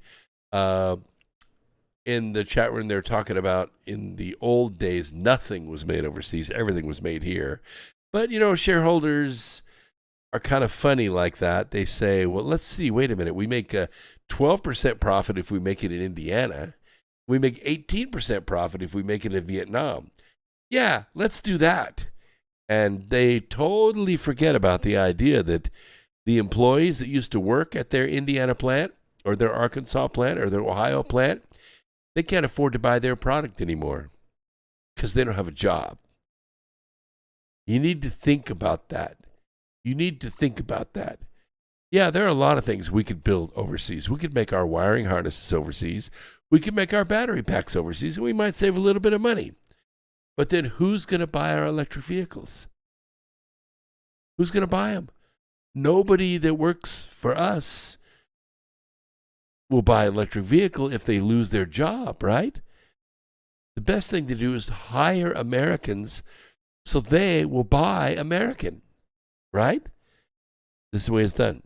Yeah, I know. If you could, answer your own question. If you could go out to eat in Paris, would you? Well, some people do that, right? But you can't. So you go to a French restaurant in New Orleans. You go to a French restaurant in St. Louis. You go to a French restaurant in San Francisco or in Las Vegas. That's what we do. So we need to start thinking that way again. And if you guys would just call me, if you have the money, if you have any investment money at all, I have a list of industries we could restart in this country. And you could make a fortune, an absolute fortune, billions of dollars, and never look back. Never look back. All right, let's talk a little bit about time. You know, we run out of time, right? We feel like we don't have enough time in the day. We don't have enough time in the week. My weekend's running out as we speak. It seems like I just got off work on Friday afternoon, right? But I don't punctuate my life that way. I don't punctuate my life with paychecks. I don't punctuate my life with weekends. I was talking to somebody the other day, and they were saying about, you know, we live in an unprecedented time of opportunity, and it's true. If you know how to do something, it's so easy to get a job. But if you think for 1 minute that you can be successful, I mean successful, I don't mean getting by. I mean, if you think you can be successful in this world with one 40-hour-a-week job, those days are long gone. Those days are long gone. Back in the 60s when you could buy a house for $8,000 and, you know, you could buy a car for $1,500. Yeah, okay. You could save money and eventually, you know, be rich. Rich man, poor dad, right? Rich dad, poor dad, Robert Kiyosaki. But these days, what you have to do is work more. You need the second 40-hour-a-week endeavor. It could be a full-time job. It could be 2 part-time jobs. It could be a work-at-home business. Start thinking 80 hours a week. Now, I'm older than I really want to be, chronologically speaking. But I haven't worked less than 80 hours a week in 35 years? Maybe longer, maybe 40 years. Yeah, 40 years. So think about that. That's 2 careers worth of effort that a normal 40-hour-a-week person would spend the rest of the time on their lazy boy drinking beer and doing nothing over the weekends. I'm not that way. I applied myself the other 40 hours a week. In fact, 15 years ago, if I worked less than 100 hours a week, I didn't even feel like I was doing anything. 100 hours a week. And I have put in 120s before. 120 hours means something's really pressing because we work calendars, not time clocks. But what do you get done when that happens? You get huge reward. You get huge reward. If there's 2 people in your household and you don't have any kids at home, that's 4 jobs you guys could be working. And you could be packing all that money away. You get $40, $50, $80, $150, $200,000 put away in cash. You could do stuff. You could buy an injection mold. You could buy a saw. You could buy a tractor or a bulldozer. There's things you could do to grow and invest in your business. That's called being sovereign, by the way. Called being sovereign. Yes, Jenny Girl says, I hear that, Brooks. My average is 84 hours a week. Love it. Yes, and that's the other thing. Very important thing, Jenny. Very important. Love what you do. Don't be a slave for 80 hours a week unless you really like washing dishes. I mean, I enjoyed it when I was a dishwasher starting out in college. But, then I graduated to cook. And then I graduated to draftsman. And then I graduated to maintenance. And then engineering. And one thing went to another. And now I add value just when I walk in the front door. I make companies a lot of money. And they pay me well for what I do. And I enjoy it. In fact, I worked today on some blueprints for some steel beams. Really, really good stuff. There you go. There's a man right there. Captain Super Aid says 140 hours in a week. 100 plus 7 hours of sleep a night. Under 7 hours of sleep a night. Yeah, that's about right. It's a good thing you have a physical body that can keep up with that and you stayed healthy and you ate right and you exercised. And yes, and what is your reward? Your reward is you're successful. That's what happens in America. But time. I mean, does time really exist? And the answer to this question may, be obvious to you, especially when you get to be my age and the number of days that you're actually totally pain-free are like you could count them on one hand in a month. You got something that hurts, something sore. It doesn't bounce back like it used to. We just keep going. It's no big deal. So we say, yeah, of course, time exists. I mean, I can see it, the wrinkles in my eyes and the thing hanging over my belt. But developments in physics suggest the non-existence of time is an open possibility. And I'm sure a lot of you have come to the realization that we are eternal beings. We are. And at some point in your life, either very high or very low or near death or whatever, you realized we don't die. We never die. I mean, we might pass away this physical life, this role as parent and husband or daughter and son or whatever, that might go away. But we live on, and we will yet be mortal again and again and again, and we get better each time we do it. So we ask ourselves, how can that be? And what does it really mean? Well, I'll take a little time to explain. The science of physics has been in crisis for a while, ever since Anthony Garrett Lisi came up with his Gaussian polytope. I'll explain some other time. But for the past century or so, we've explained the universe with two wildly successful physical theories. And by successful, I mean a lot of PhDs were handed out with this stuff. General relativity and quantum mechanics. And these are kind of, word salad buzzwords people throw around at conferences to impress people who don't know what they mean. And I get it. I used to be impressed by those words now or then, but I'm not anymore. Quantum mechanics describes how things work in the very incredibly small world, subatomic world. General relativity describes, the macro world, the big world, planets and stars and the speed of light and galaxies and rotational forces. So we've tried to come up with a theory that solves both problems. We wanted to produce, a theory. We started thinking about it in, I think it was 2007, quantum gravity. And in 2009, Sir Roger Penrose issued a statement that said that consciousness was the result of quantum gravity. And we thought about that for a while. There's no real way to run experiments except thought experiments. But I wrote back a while later, and some other writers followed. John A. Smolin and Amit Goswami and even Michio Kaku. We write. We're kind of islands actually, but we write back and forth. And we put forth the supposition that actually quantum gravity is the result of consciousness. And what we're really looking for, not so much a theory of everything at the time, but a term we call causation.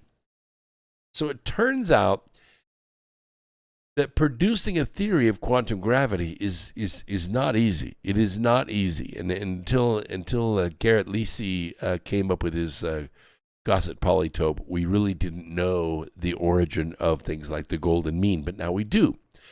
So one attempt to overcome the conflict between the two theories is a defunct process we call string theory.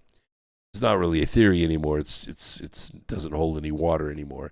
But string theory kind of replaces particles with strings, like guitar strings, vibrational tones. And these tones vibrate in as many as 11 different dimensions. It's sort of answered some questions with respect to what we call the standard model, which is a matrix mathematics. It often gives us answers we don't want, so we put in constants and fudge factors to limit the answers that it gives us to something other than infinity or zero, so that we can get a PhD.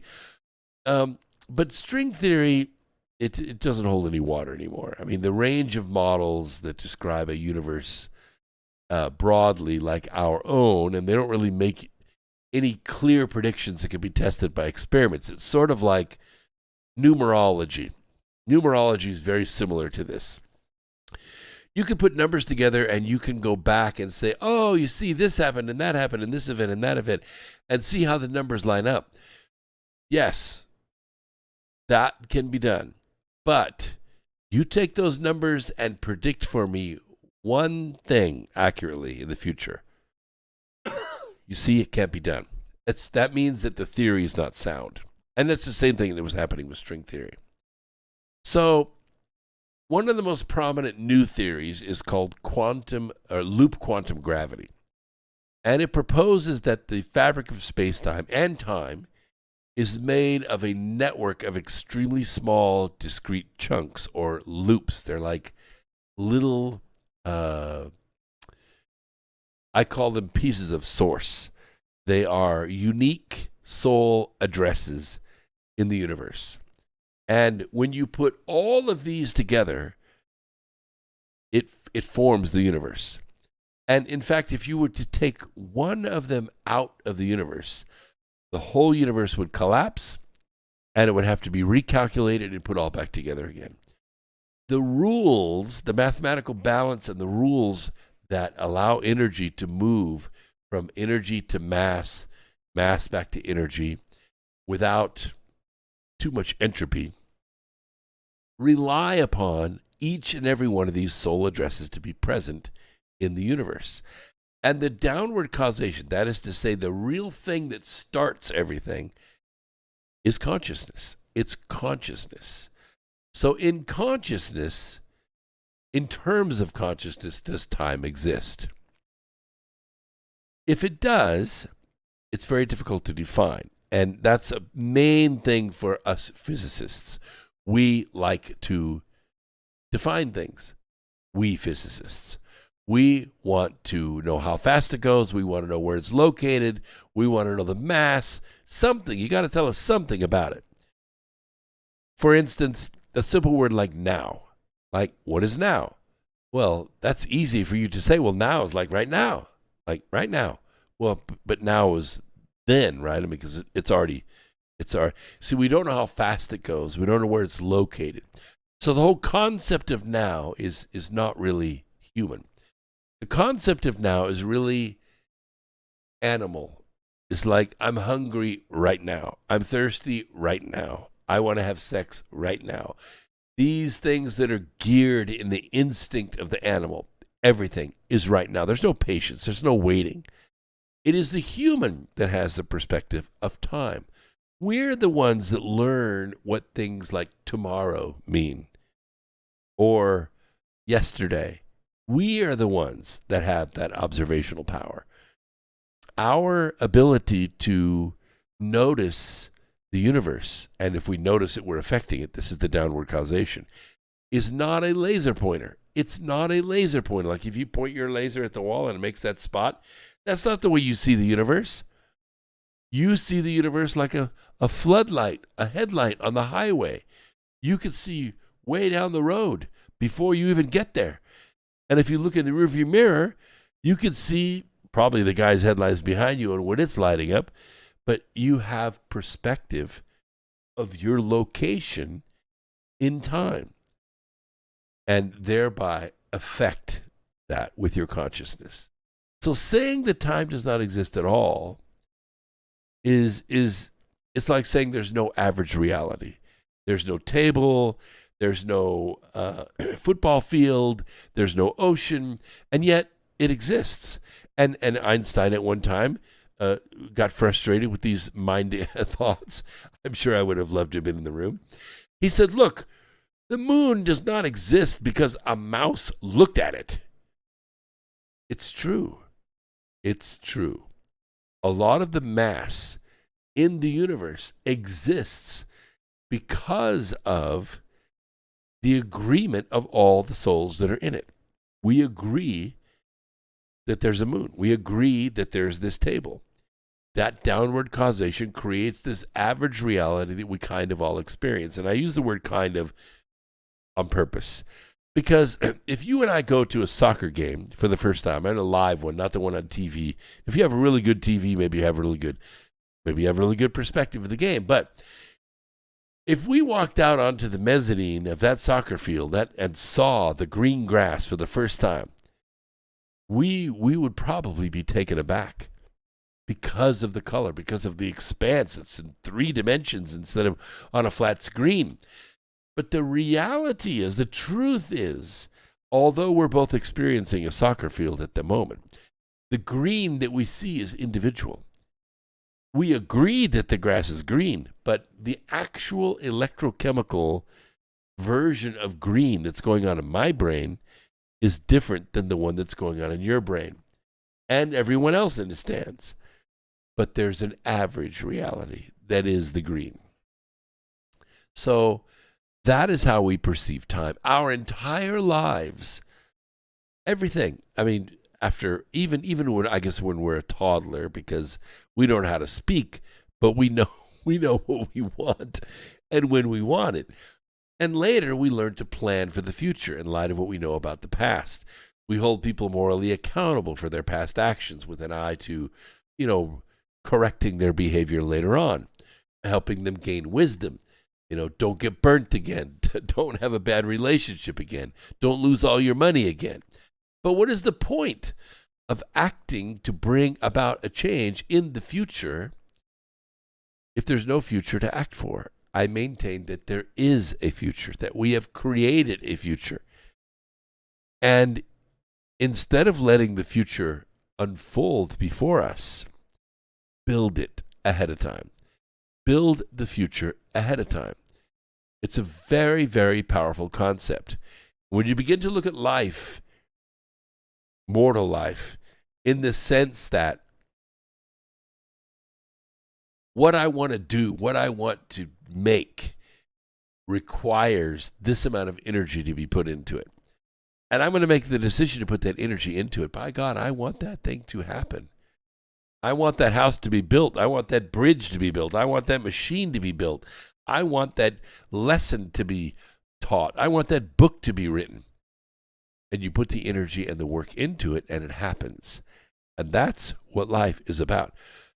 Nobody, not God, not a host of gods, can take that away from you. What we have to do now is realize that we're not the only ones thinking this way.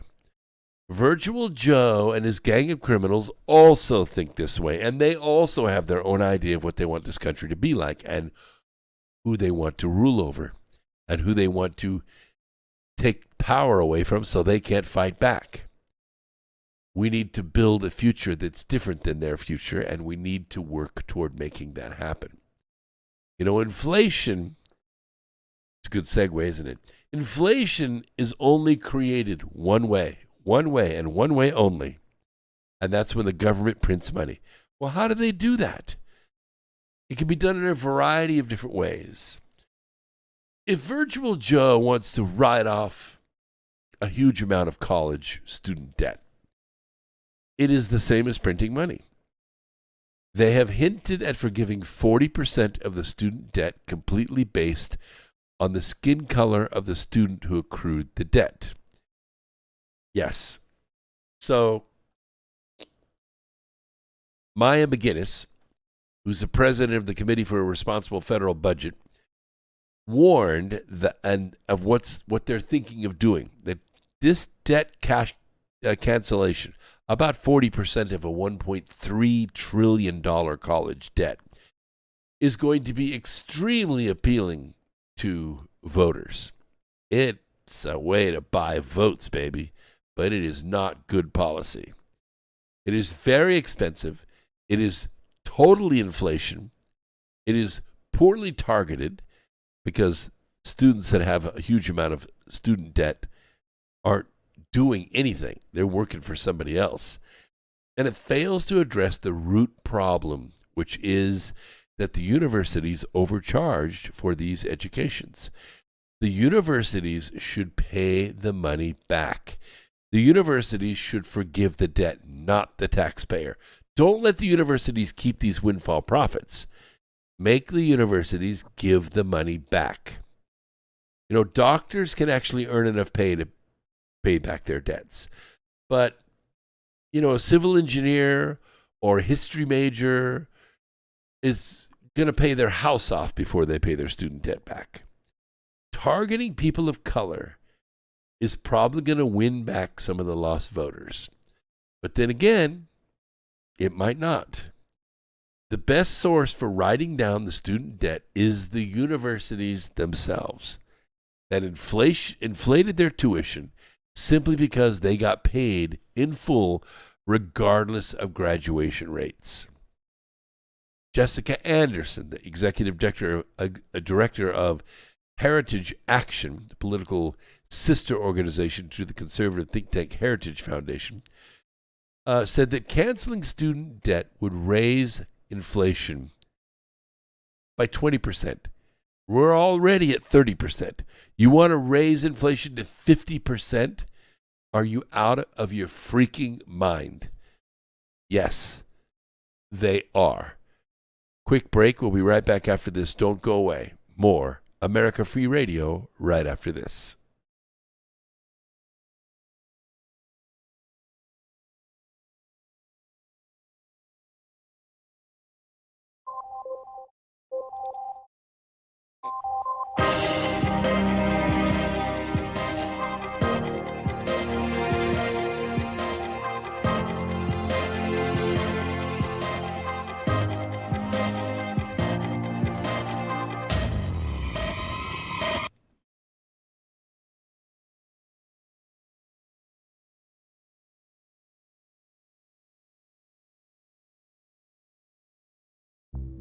Censorship and regulation is becoming an ever-growing problem in today's modern media. From the mainstream to YouTube and Google, the information you're looking for is buried by official narratives and propaganda. This is why TFR is 100% uncensored, unregulated, and listener-supported. The shows on TFR are not micromanaged by the station, and our hosts are free to speak their minds however they please. As such, the views and opinions expressed on our station are of those who make them. If you happen to hear anything offensive on TFR, please send us an email to toughtitty@tfrlive.com, and we'll be happy to tell you that we really don't give a damn. We stand for freedom of speech and non-censorship. If you also stand for free speech, you can go to tfrlive.com/signup and sign up for a TFR supporter pass and help us in our mission to keep the airwaves uncensored and unregulated. TFR Live, your uncensored and unregulated protection from deception. The county has refused to produce the network routers. We want the routers, Sonny. The county refused to produce the network routers. Wendy, we gotta get those routers, please. Get up! Routers. Come on, Kelly, we can get those routers. Those routers. Wow! If you got those routers, what that will show. And they don't want to give up the routers. They are fighting like hell. Why are these commissioners fighting not to give the routers? How simple could it be? That will tell the truth. And they don't want to give up the routers. What are they trying to hide? And I say it, and I'll say it, because the easiest way of cheating is to throw them away. That's easier. The county has refused to produce the network routers. We want the routers, Sonny. The county refused to produce the network routers. Wendy, we gotta get those routers, please. Get up! It's so unfair. It's so unfair. It's so ridiculous. I'll be honest, though. Look, we all like to win. If I lost this election, I could handle it pretty easily. What? Run in 24, sir. You're gonna win. And I say, wait a minute. I just won 6 months ago. The big lie, they call it. Those claims are unproven. And knowing what happened in the election is a good thing, not a bad thing. It's a good thing, not a bad thing. It's a good thing. The county has refused to produce the network routers. We want the routers, Sonny. The county refused to produce the network routers. Wendy, we gotta get those routers, please. Get up! If you think about cancel, everything about cancel culture, they want cancel culture. But what they don't want to do is anything having to do with the 2020 election. We have no press. We have no voice. They almost got away with it. They may have gotten away with it. And I've got to tell you, I've got to say this. I've never said it before, but I've always thought it. I get along with Putin because that's a good thing, not a bad thing. The county has refused to produce the network router. All right, here we go. Hour 3. Wow. This program goes so fast, I can't believe it. TFR, Truth Frequency Radio.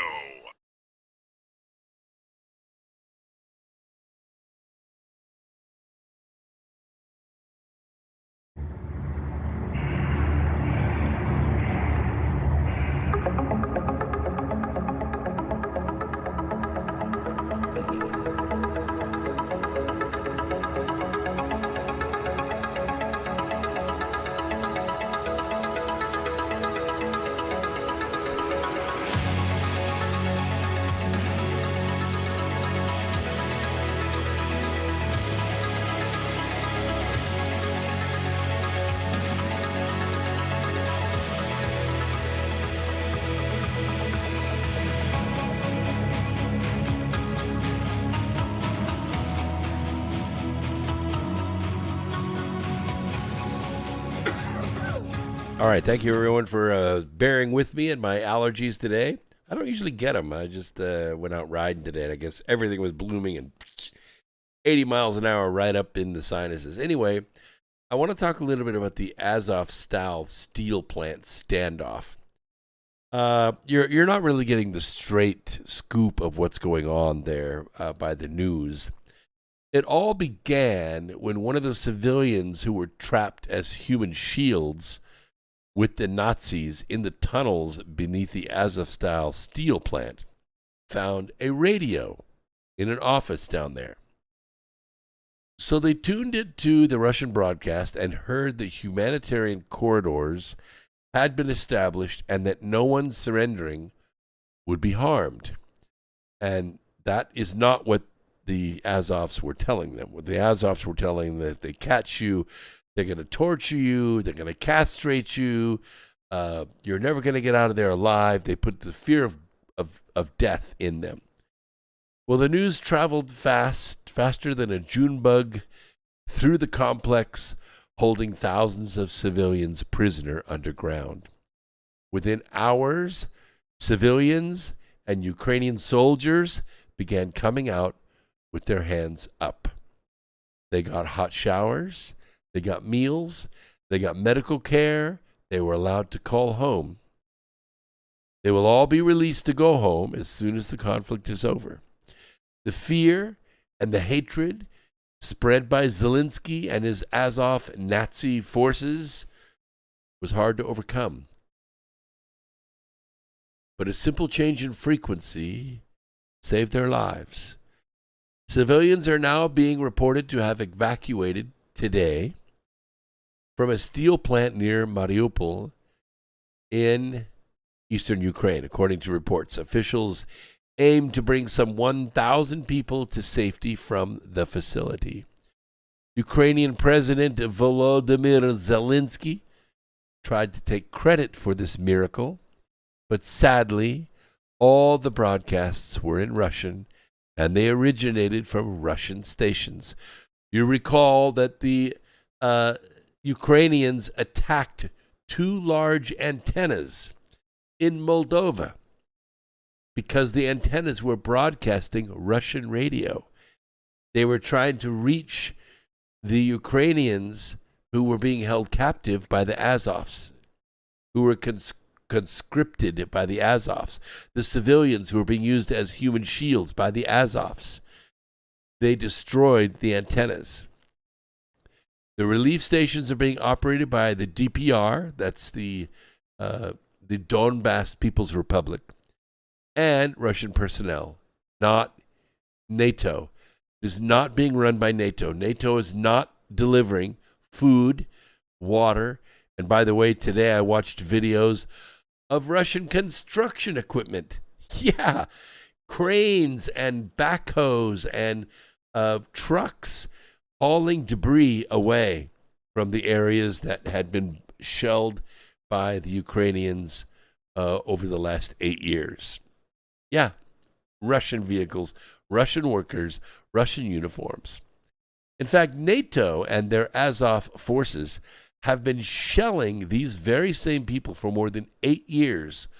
Nobody in Ukraine trusts NATO. Russian missiles have struck an arms depot housing weapons from the United States and European countries donated to Ukraine. So all that old World War II and post-World War II equipment that was sent to Ukraine by Pelosi and Schiff and all the other fascists, it's all been destroyed, or it's been sold on the black market. None of it's actually reaching the battlefield.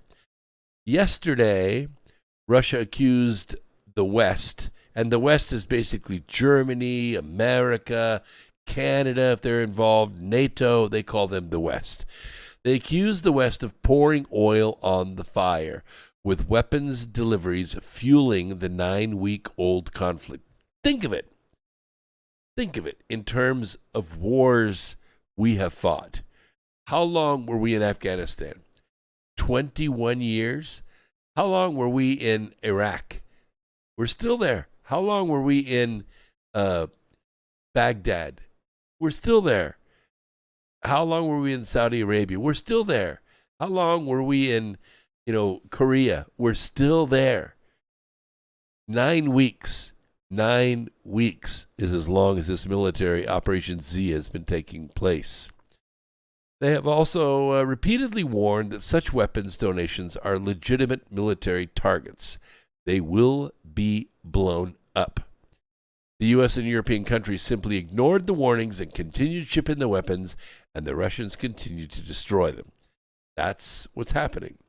The United States and NATO have ruled out sending their own forces to Ukraine, but Virtual Joe and his gang of criminals, which includes his European sex slaves, let's just call them that, have supplied large quantities of weapons to Kiev, including drones and anti-aircraft and anti-tank missiles, but they are not being effective. They're too old, the people are not trained how to use them, and most of them are being destroyed before they ever make it into the field. So, the Russians have won, okay? Donbass is theirs. It has been denazified. It is now going to be made an independent state. And what does that mean? Yes, it's still going to be part of Ukraine. Holy crap. But it means they're not going to be part of NATO.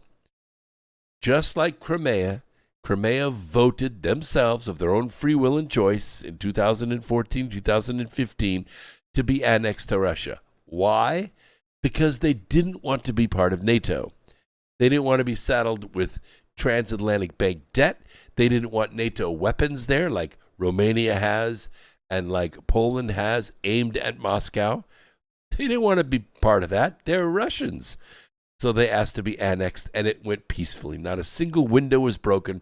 Russia didn't invade Crimea. Russians have been living in Crimea for 100 freaking years. Okay?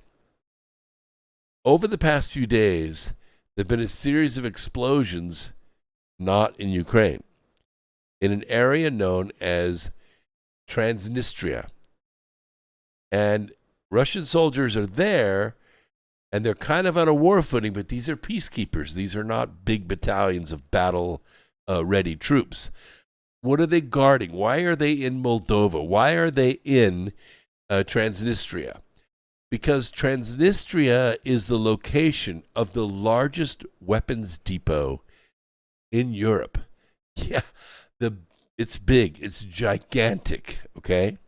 And it's an arsenal of Russian military weapons. It's been stored there for a long time. A lot of them are bullets and mortars, and just it goes on and on and on. It's a tremendous storehouse of weapons. And those weapon supplies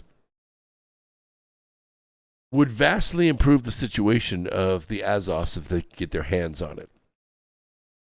And it's actually a pretty smart strategy if it can be done. Here's the deal. When Russia began its military operation in Donbass, it was to denazify the area, okay? Those people had been shelled for 8 years. They had sent radio transmissions and letters and envoys and everything to Moscow saying, please, please, please come and help us. Year after year after year after year, Putin went to not only Ukraine but also to NATO and said, stop it. Stop attacking our people in Donbass. Stop bringing your weapons in. Stop the 20-millimeter machine guns and the 60-millimeter mortars, and stop funneling all this stuff in there. And if you don't stop, eventually we're going to do something about it. Well, it went on. And it was sort of like, well, let's just keep poking the bear until he does something. Well, what happened was the Azovs built supply chains, railroads, bridges, roads, warehouses, things like this, to reinforce the Azov battalions that were in Donbass, that were doing all this violence. Why were they doing that? Because March 23rd, which is March 23rd of this year, they were supposed to invade Crimea.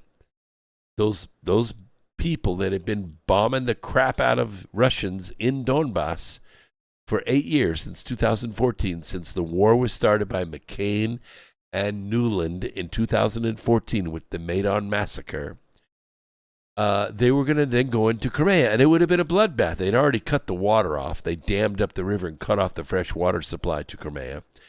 They were going to go into Crimea, and they were going to slaughter that place. Hundreds of thousands of people would have been wiped out. And you know what would have been reported? Nothing. Nothing would have been reported except Crimea has been liberated from Russia. That's what would have been reported. That's what they were set up to report to you. And so Putin's spies found out about this, and he attacked, or at least moved his forces across the border on February 24th, about a month before this attack was supposed to take place. Well, what did they do? They formed this 40-mile-long convoy headed for Kiev, right? 40 miles is a long way to stretch your offensive forces out. And it wasn't no blitzkrieg. It was like poking along. In fact, it sat there day after day after day, and everybody made comments. Oh, look how poorly prepared they are. Their trucks don't run. Their tanks are broken down. It was stunning. It was brilliant. So what did Volodymyr do? Panicked.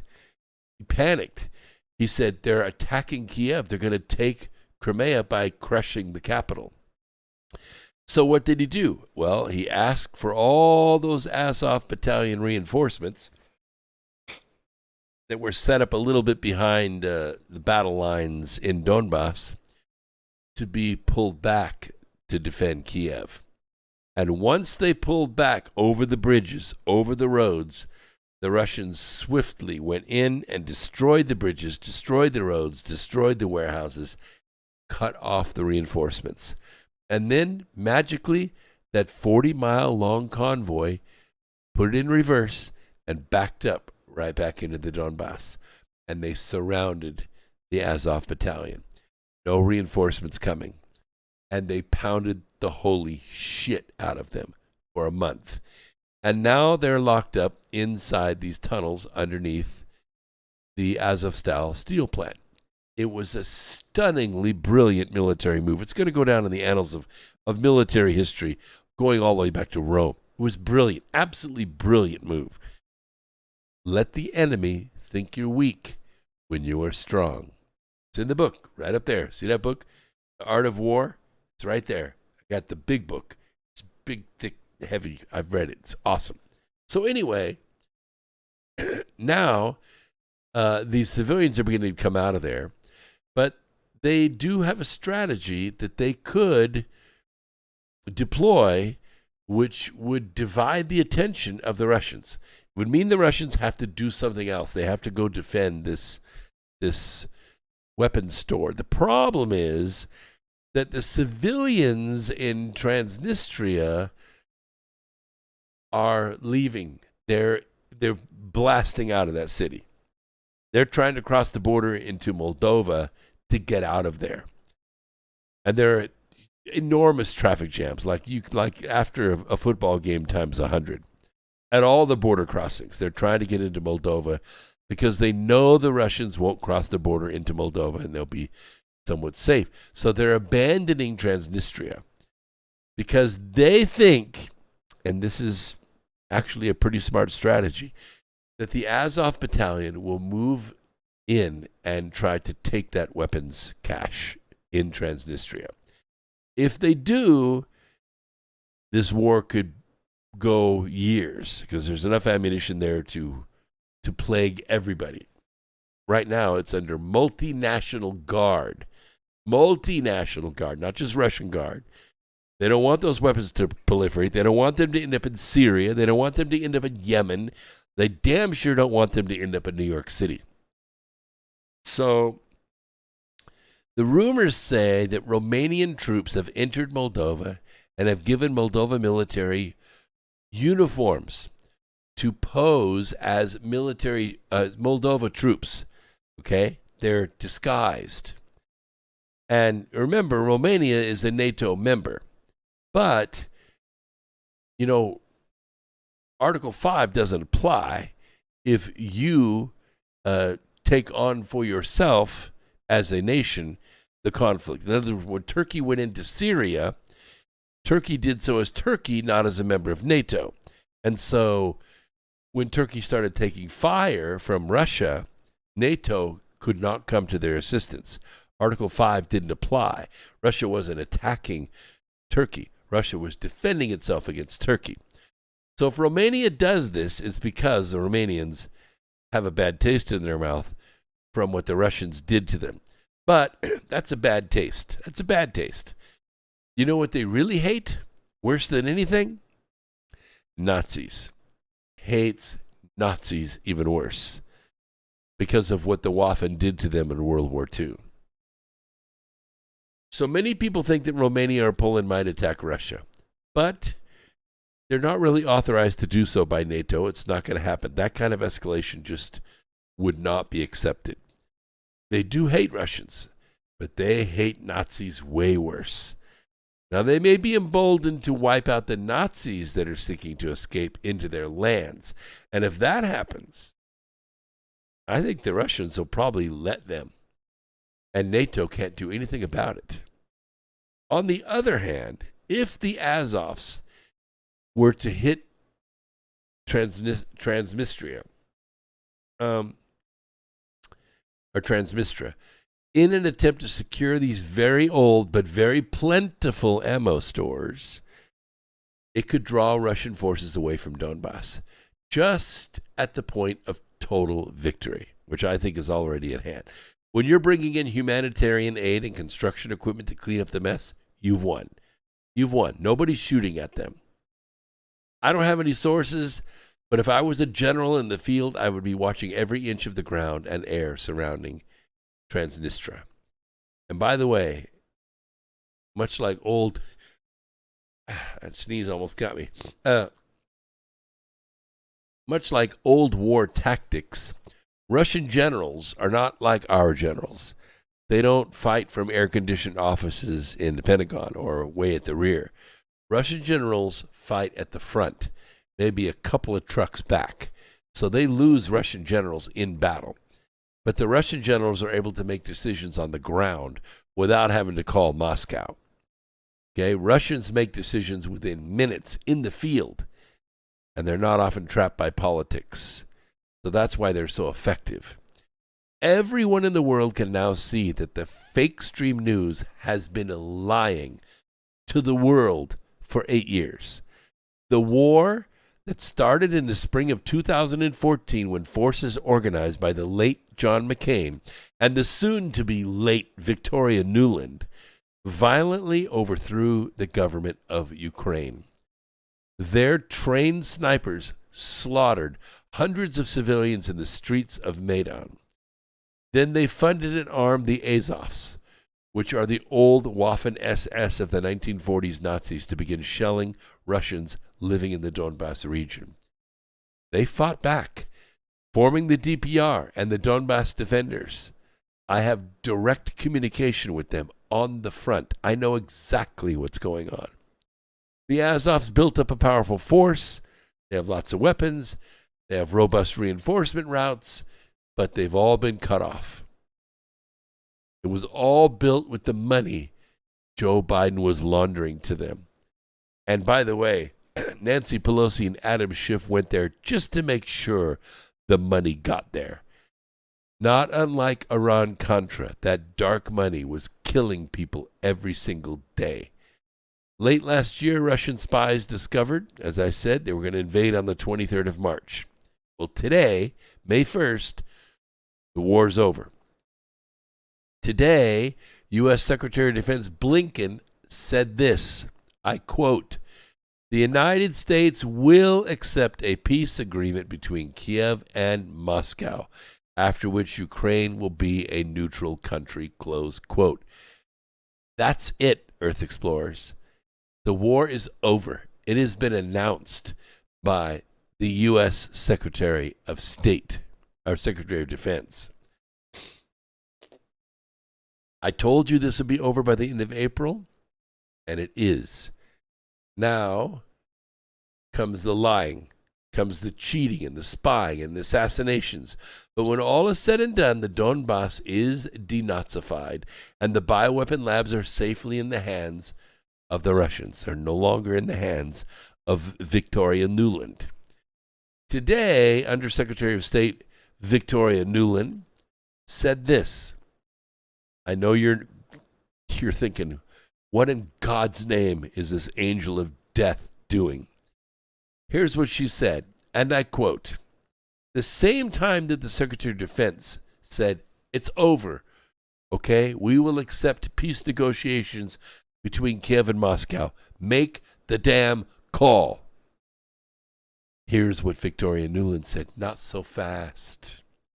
"If Moscow uses nuclear weapons, it will never recover from the consequences. Since the beginning of this conflict, we have already understood that the threats posed by Putin must be taken seriously. And that's why the U.S. and our allies are preparing for this development." Yeah. The public announcement by her of this false flag attack is shocking proof of just how far she will go to get the world to destroy Russia, to cover her war crimes. Everyone in the world now knows this war is over. Russia won. The Nazis lost again. Within a few days, like evidence condemning Victoria Nuland, will be released, and she will be banished from Europe forever. In another time and place, she would have been hung in the public square. And by the way, just to make sure the records are kept and the money pipeline is guaranteed, I told you once again, Adam Schiff and Nancy Pelosi showed up in Kiev to meet with Volodymyr Zelensky, the crackhead leading the Azov battalion. Now, you watch closely, because the last time they did this, they went to Jordan. They had couriers, face-to-face couriers, and those couriers ran off to meet with al-Baghdadi to make sure the records didn't fall into the wrong hands and make sure that their money was transferred correctly. Well, the courier was followed. He was trailed. And when he showed up at al-Baghdadi, U.S. Special Forces were right behind him. They ran in very quickly. They stopped al-Baghdadi and his woman from blowing up their vests and killing the 14 children human shields they had with them. The dog chased him down the tunnel. Al-Baghdadi ended up blowing himself up, but the dog survived. Major, I think that was the dog's name. The dog survived. And guess what they got? The U.S. Special Forces got all the records. They got all the records. Everything was preserved. President Donald Trump told us about it the following Saturday morning. And the next day, well, actually, that was Saturday morning. On Monday, Nancy Pelosi impeached President Trump. Now you watch the couriers very closely over the next couple of days, because we are. And when they lead us to the traffickers, just as they did in Jordan, Nancy and Adam's secret sources of cash, kids, drugs, they're going to be dropped to room temperature. You remember al-Baghdadi. You watch what happens in the next 3 or 4 days in Kiev and in around Ukraine. All right, what's going on in this country? I think that's about all the Ukraine we can stand.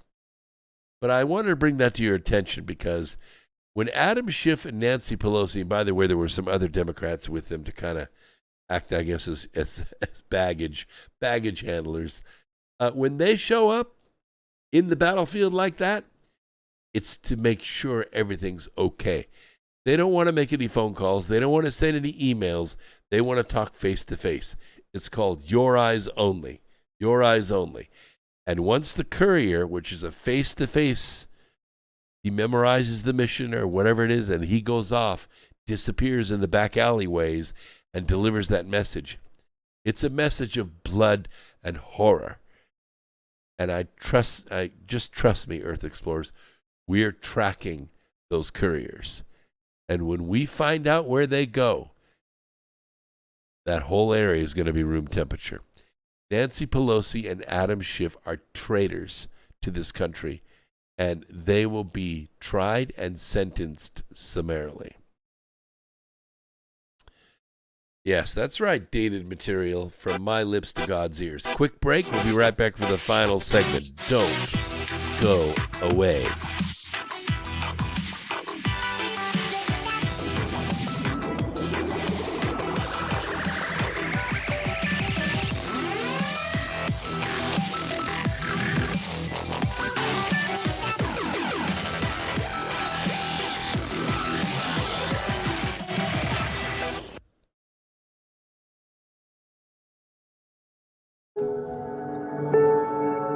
If you want something you've never had before, you must do something you've never done before.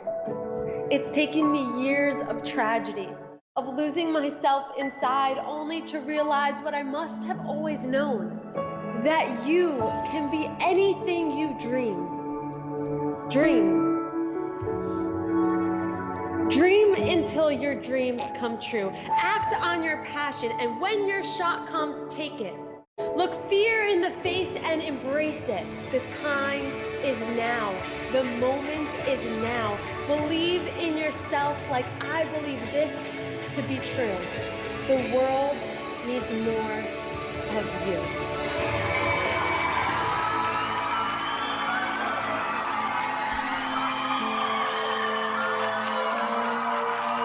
Extendivite, a 7-herb combination made from garlic, cayenne, hawthorn, bilberry, ginkgo biloba, valerian, and milk thistle. Extendivite feeds our body with the right nutrients to keep us healthy. Just listen to what Arthur has to say. I was just calling to tell you what a great product you have. I had used this about 10 years ago after I had congestive heart failure. And it fixed me up and got me going for the last 10 years. Lately, I've been having heart trouble again, so I placed another order because this was the only thing that ever worked. I just wanted to let you know that you have a great product. To order, call 1-877-928-8822. That's 1-877-928-8822 or visit heartdrop.com. Extend your life with Extendovite. If there's something you want to achieve, you can achieve any freaking thing you want as long as you know what the goal is. That's why goal posters or goal boards or even just telling someone what your goals are, writing them down is so important, because once you can identify your goal, it makes it so much easier to work towards it. And that's something that I think our children are not being taught in the school system right now, is how to set a proper goal. Like, hey, what do you want to achieve? Well, the teacher gave me these things I want to achieve. Okay, well, what's that going to do for you? Well, I don't know. The teacher said I had to do it. Okay, that's great, but it doesn't teach them the logical thought process or the creative thinking process to develop a goal and then reverse engineer what they need to do to accomplish that goal. And we need more of that true goal setting in our society. Otherwise, we just have a bunch of sheep who have no idea what they're doing. They're just bumbling around. Don't be a sheep, be a goat. They're more creative and adventurous anyways. Be an ornery goat. We are TFR. My faith in destiny is all I need to prevail. Truth Frequency Radio. Here we go, final segment.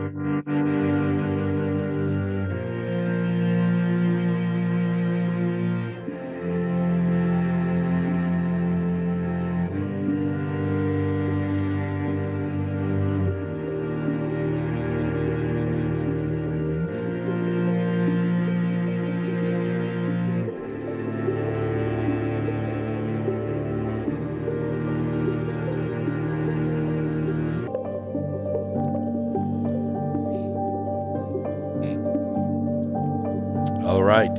A lot of people noticing the internet is kind of buffering tonight. It's true. I think it's happening nationwide. We don't have the best bandwidth in the world here. We have about 100 megabytes, but it's plenty. Should be plenty to run this program. The trouble is that's 100 megabytes download. Upload, we only have about 9 megabytes.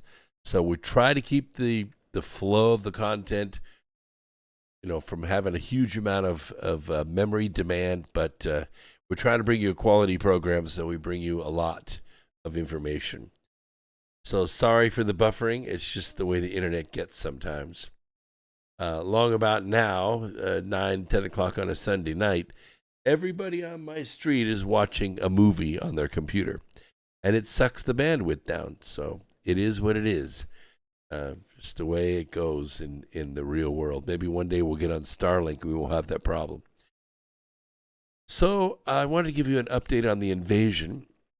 It is affecting everybody right now. The New York Times assigned 9 reporters to watch 1,150 episodes of Tucker Carlson's show and conclude that he is, in fact, a threat to their democracy.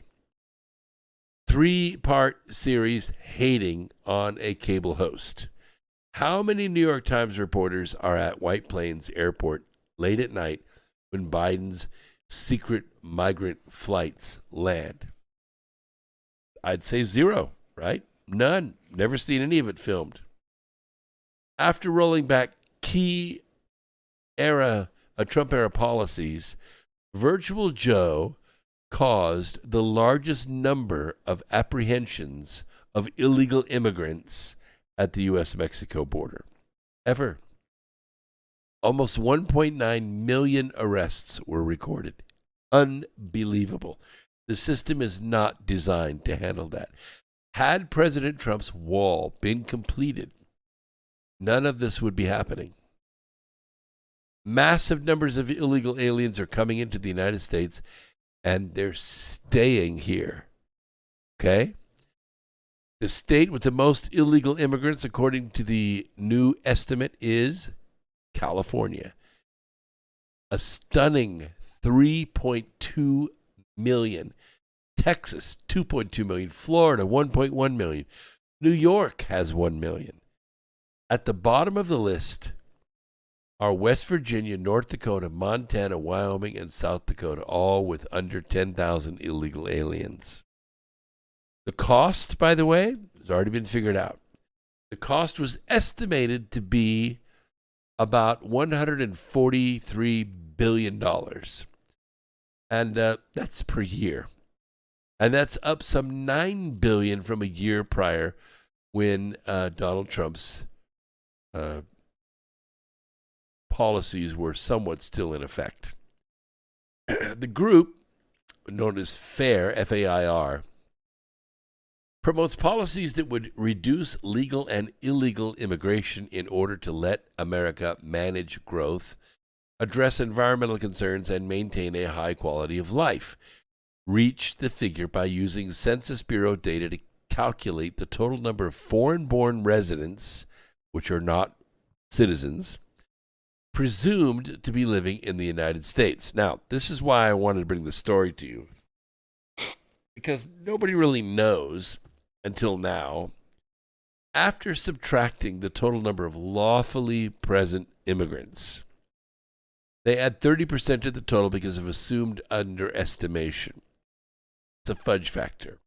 Other groups use different methods to calculate the illegal immigrant population, which can't be definitively ascertained because a lot of them escape detection. So Yale researchers have established the population in the year 2016 to be at around 22 million illegal aliens in this country. More recently, the estimated the population to be approximately 20 million. But the Department of Homeland Security, meanwhile, said in its latest estimate, and by the way, I'm going to leave the PDF link to this so you can see their estimate itself, that as of January 1st, 2018, only 11.4 million illegal aliens were residing in the country. And by the way, that was unchanged from their estimate from 3 years before. And if you believe that, you're stupid. Whatever the number, it has likely increased in recent months as Virtual Joe and his gang of criminals repeatedly loosens both border enforcement measures and policies aimed at locating illegal immigrants for deportation. Of course, Alejandro Mayorkas, a proud member of Virtual Joe and his gang of criminals, has in a series of memorandums curtailed immigration and customs enforcement from detaining and even moving to deport aliens. The guidelines are based in part on the principle that many individuals who are unlawfully present in the United States have been contributing members to this country. Yeah, I see them contributing, don't you? The administration has effectively abolished ICE and is preventing Customs and Border Protection, which includes Border Patrol, from securing the southern border, FAIR said in its report.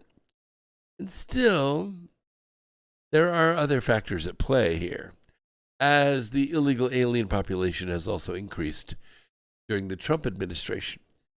They stopped as much as they could. There was a remain in Mexico, but the wall still wasn't finished. People were still getting by. So I don't really know what this number is, but I'm going to say we have somewhere between 35 and 37 million illegal aliens living in this country. That is several states. That is several states worth of people that don't pay taxes, they don't have insurance, they don't have driver's licenses, they don't own anything, and the only thing they have to sell is themselves. And that approach is, I think, pretty solid. Here's what Mike Vanderboog said, and I like the quote, so I'm going to keep it and repeat it. This is no small thing to restore a republic after it has fallen into corruption. I have studied history for years, and I cannot recall it ever happening. It may be that our task is impossible. Yet if we do not try, then how will we know it can't be done? And if we do not try, it most certainly won't be done. The founders' republic and the larger war for Western civilization will be lost. Freedom and liberty will disappear from the world forever. But I'll tell you this, we will not go gently into that bloody collectivist good night. Indeed, we will make with our defiance such a sound as all history from that day forward will be forced to note, even if they despise us in the writing of it. I'm with you. All right, something went on in Disney World recently. It was rather chilling, and I thought I would share it with you because it's indicative of something larger going on. According to Jennifer Gaston, her family was riding the monorail back to their vehicle following a visit to Walt Disney World when they were notified the owner of an AirTag was tracking their movements. Yeah, this was Saturday. Quote, "We were terrified. We were confused, hurt, scared. She literally watched it follow us from the tram all the way back to our vehicle." On what appeared to be Gaston's Facebook profile, her About page said the family was from Columbia, Tennessee. Her daughter explained it showed the device had been tracking them inside the park, and when they arrived at their vehicle, they searched, but they were unable to locate it. They left the parking lot. They called the cops. While, Madison kept an eye on the device's location by watching her phone. As she was refreshing it, it showed the AirTag was still in our parking spot. So somehow, when we were frantically shaking out clothes and dumping everything out of our bags, it fell out. AirTags are, I don't think I have.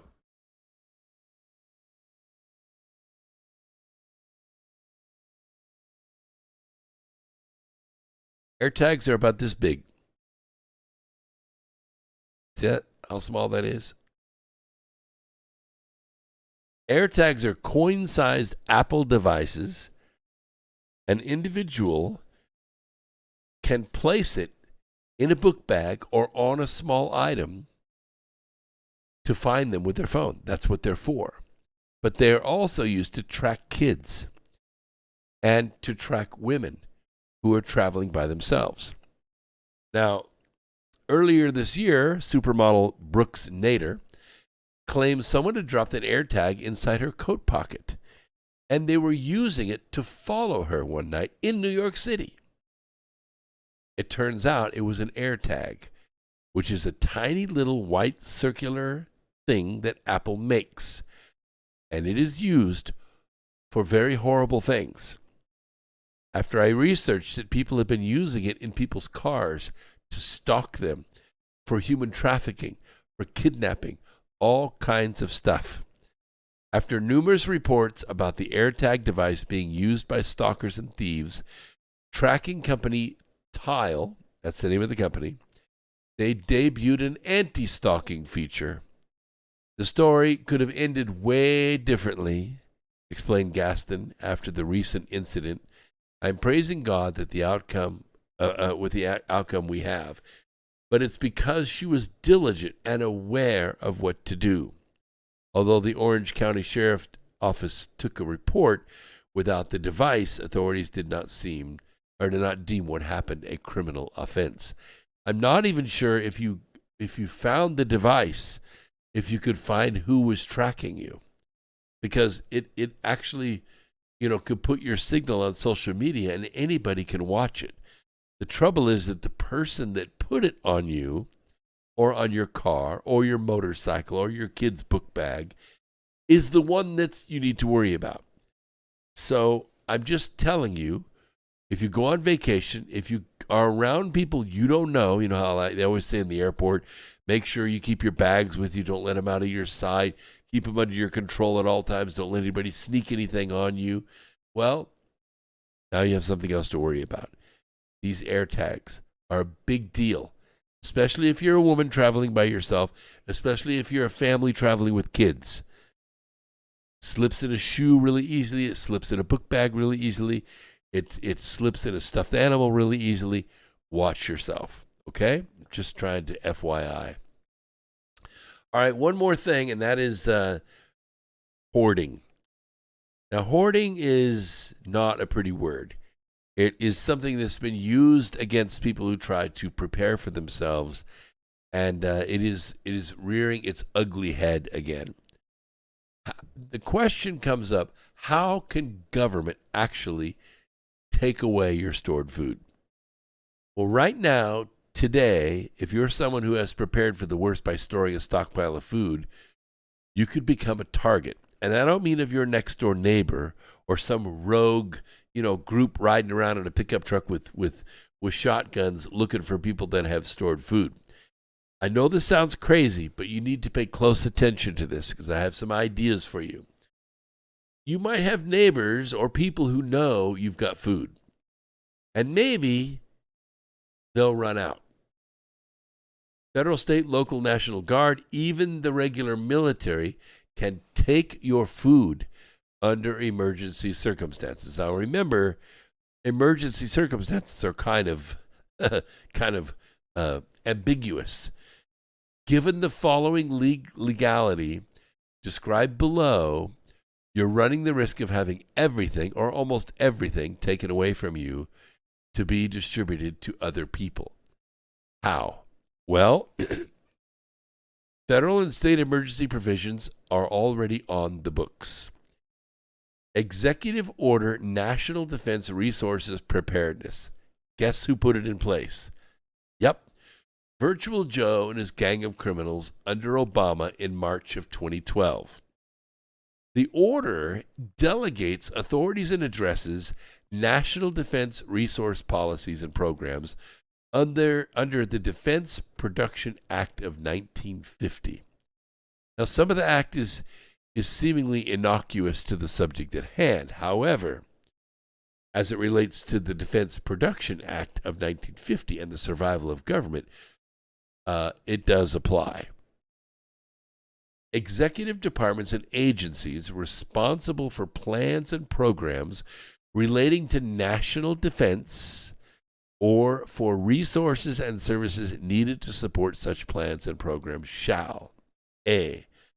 Identify requirements for the full spectrum of emergencies, including essential military and civilian demand.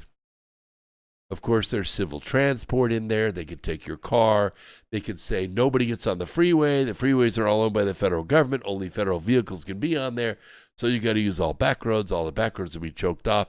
So if you're going to get to your family's house or your uncle's house, you may need to get there by bicycle. You may need to walk. If all you have are spiked heels, you're not going to make it. You need to have a bug-out bag with an old, comfortable pair of tennis shoes in there that you can walk 20 miles or 40 miles or 60 miles in. Energy. Energy means all forms of energy, including petroleum, gas, electricity, solid fuels, coal, coke, coal, chemicals, etc. Solar, wind, other renewable energies, they can take it all. Farm equipment. It means equipment, machinery, repair parts, they can take it whatever they want. Fertilizer means any product or combination of products that contain one or more of the elements nitrogen, phosphorus, and potassium for use as a plant nutrient. And by the way, nitrogen is also an active element in bomb making. So if you've got 1010 or something like that, it could be used to make weapons. And then we get to what I really want to talk about. Food resources. It means all commodities and products, simple mixed or compound, complements to such commodities or products that are capable of being ingested by either human beings or animals. It basically means canned goods, noodles, rice, beans, wheat, all that stuff. So if you are storing this stuff, you need to not store it in your garage where your neighbor can see it. You need to scatter it around your house. Put it under the beds. That's always a good place to put food storage. Does it mean you're not going to touch it for 10 years? Yeah, it could. So make sure that the food that you put under there has a long shelf life. We recently went through our pantry. We have a deep pantry like a lot of people do in their houses instead of just a couple shelves in the kitchen. And we went through and threw out all the stuff that was over a year out of date. Yeah, believe it or not, there was a lot of canned goods in there. Tuna and soup and all kinds of stuff that was more than a year. Some of it was over 4 years out of date. We didn't rotate it. Wasn't first in, first out, you see. You have to take care of your food storage. If you have to bug out, you know what's really hard to carry? Canned goods. You ever try to carry them in from the store, from the car to the house? Yeah, you can't carry a whole bunch of bags, can you? Because they're heavy. Yeah, try packing a bunch of canned goods 20 miles on your back. Not going to make it. Not going to make it. The thing about food storage is you have to think about two different levels. One is, how can you sustain yourself in your home? And how can you sustain yourself on the road? So when I talk about a bug out bag, I'm talking about a heavy duty book bag or even a backpack that has everything you need for 3, 4, 5, 6 days. Underwear, socks, old pair of shoes, a water filter, a pocket knife, a flashlight, matches. God's sake, put matches in there. And food, MREs, dehydrated food. But if you take dehydrated food, you're going to need a water source to rehydrate the food because you can't eat it dry. It will dehydrate you. And you need some kind of cooking utensils like an aluminum field kit so that you can boil water, right? You can boil noodles, boil rice, boil beans, and you can survive. And practice with it. Take it out. Take it out once a year. In the summertime, take it out, practice with it. That's a bug out bag. And then you need to have a plan. Suppose your family is scattered at a particular time of year, like during a school year. One's away at college. One's working a contract. One's at home and the kids are at school. Have a plan for where you're going to rendezvous. If the lights go out and it looks like nothing's running, no cars are running, nothing, what's the plan? Where do you all meet? What's the advanced plan? Take a family home evening and make a plan. If something goes wrong and you have to evacuate the school, here's where you go. If something goes wrong and you're away at college and the college shuts down, here's where you meet us. Okay? This is how it works. When the phones go out and the cell networks are down and they're buggy tonight for some reason, this is your plan and what you're going to bring. And then if you have somebody that's got a farm or in your family group, someplace that's a little more remote where you can actually store large amounts of food, then don't store large amounts of food at your house. Store enough for a week or two because you're going to leave it. You're going to walk out with 2 or 3 days and leave it. And you're going to go to your family where the food is stored. You're not going to pack 400, 500, 600, 2,000 pounds of food with you. You won't make it.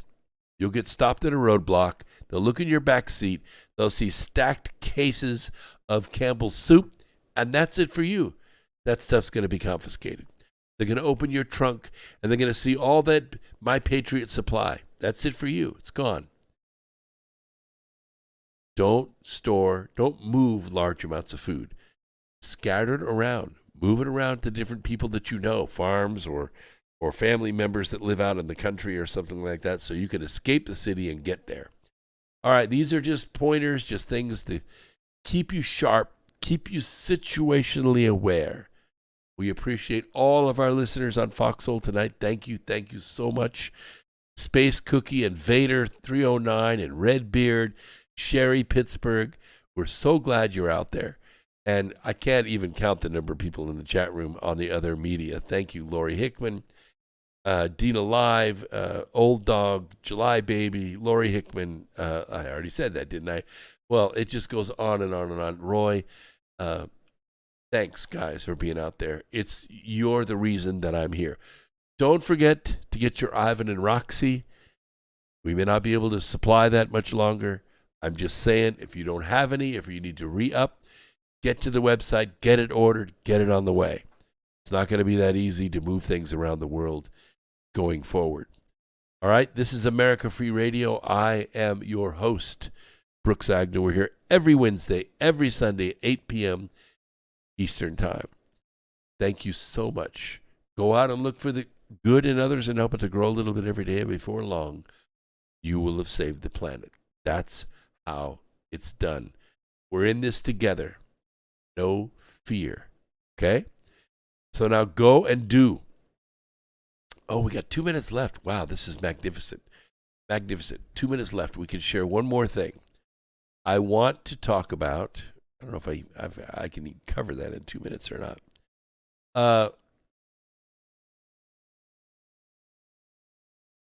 Let's see. I want to talk about cryptocurrencies.